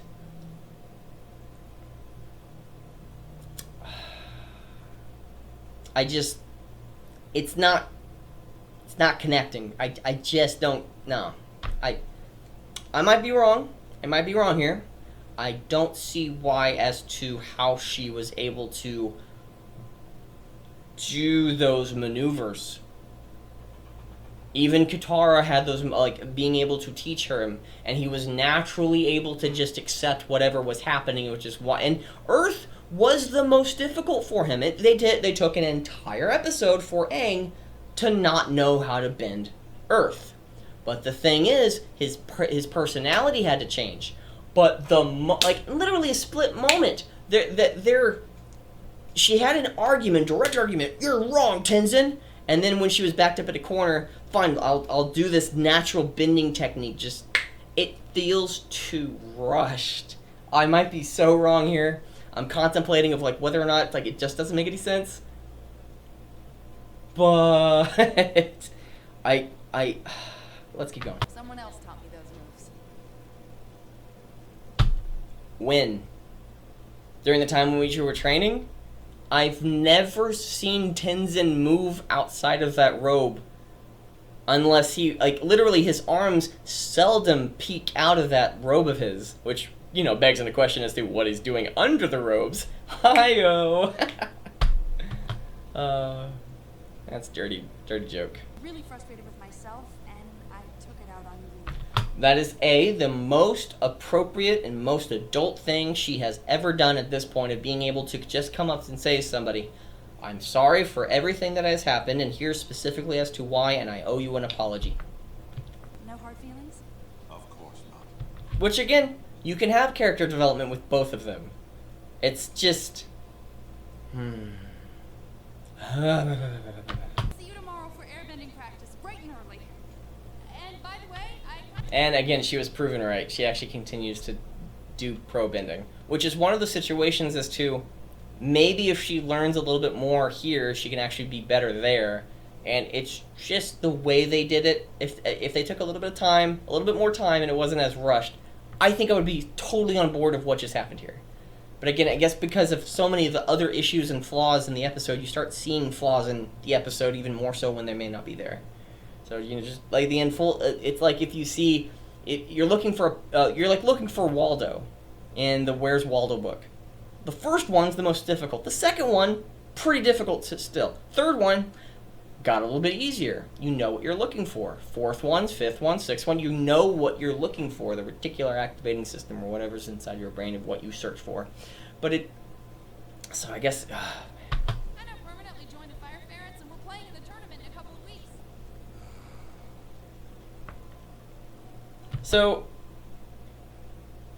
he had rules that he had to stay and join to not go, but now that he's she's already expected to continue playing regardless of whether or not Tenzin said, yes, you're not allowed to play pro bending, because what was proven is that you can't follow the rules and you actually specifically need to be learning from me. You don't know airbending. So I don't think Korra learned her lesson at all. It doesn't feel like that at all.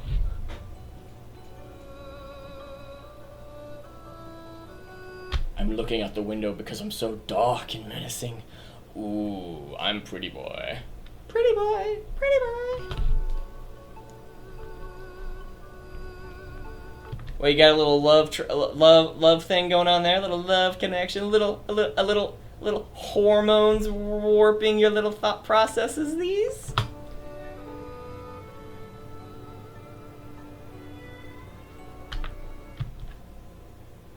That's actually kind of an interesting way of looking at it. Again, you know, teen drama and all that great stuff, but having Mako thinking about Korra and everything that happened today, and maybe contemplating about where things may be going, not of like I like you or anything, but just like where maybe things be going with Korra, of if she joins the team, how much we have to train, where we're gonna be, is this gonna fall back on us, are we gonna seem like cheaters if we have the Avatar with us? Maybe things are like that going on in the brain, but it really feels as though. Let me first mention Korra first, then before that. And then Korra is thinking about, well, I get to join the pro benders, I get to be part of this arena, I get to be part of the fighting, part of the adventure, part of the things that seems fun, seems the most natural to me, so she's looking forward to going back and being in the pro bending arena. Now, it does look as though, like, oh my gosh, there's a love connection here, there's a connection because we're putting them on a split screen, which I think kind of, they could do this, with maybe even having, again, take away the entire relationship drama, teen relationship drama, and you could have this moment with Mako talking to Bolin, maybe with like an off-cuff remark about like what will happen to us if they think that we have the Avatar with us. Like, and then Bolin's like, what do you mean? They're gonna have like presents and prizes and everyone's gonna want to join our team. You know, like what we could be doing with that? Mako's being serious, Bolin's being bombastic and dreamy. That could be something. Maybe just one little off remark, and then while Bolin's still talking, you could fade out the audio and just go to Korra, and then Korra is looking at the pro bending arena, and thinking about where she could be going. Again, they could be doing this so much better, and what it seems like in almost every other scene, at least, there's something that they could have done drastically better, if not at least a little bit better. But a little bit better is, I can't say that with all of them. It's like there was just some fundamental things that they can and should have done better. And there we go. That's it. So let's go ahead and, there we go. No. Don't. No, pause. What's going on? One moment. Okay, well, that was probably, again, that was about 21 minutes longer than I have expected from the last one. I'm going to be watching episode 3, the Revelation. Korra infiltrates the Equalist movement and finds out more about the mysterious leader. When Bolin is kidnapped, Mako and Korra come to the rescue. I remember one scene from that episode that is pointed out to be a very, very silly thing. Oh, man. I did not expect Korra to be this bad. Again, there's still things that I praise about this show that if I was to just shut off my brain and just watch, man, it's a good independent series. It's really good of an independent series. Oh my gosh. When you start to break it down a bit, it's just like, what? Oh man, it's... there's things to be praised about this series. Again, their creativity of creating even the pro bending arena in itself and all the rules and regulations of it. It's rather unique. I give them praise for all this creativity.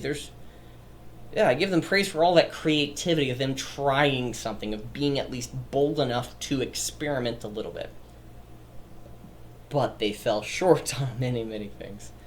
Again, an offhand remark of like, wow, your eyes are very blue. Almost too blue. That's from Leverage. I think it's from the first season when they're trying to save all those kids in the orphanage.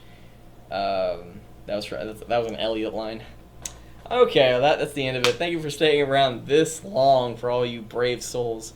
Thank you very much for being a part of this. Please post your comments, questions, and concerns right down below. Please smash that like and subscribe button because that would greatly help this channel out. And most importantly, go out and do wonders. Thank you very much for being a part of this, and I'll see you next time. Beep.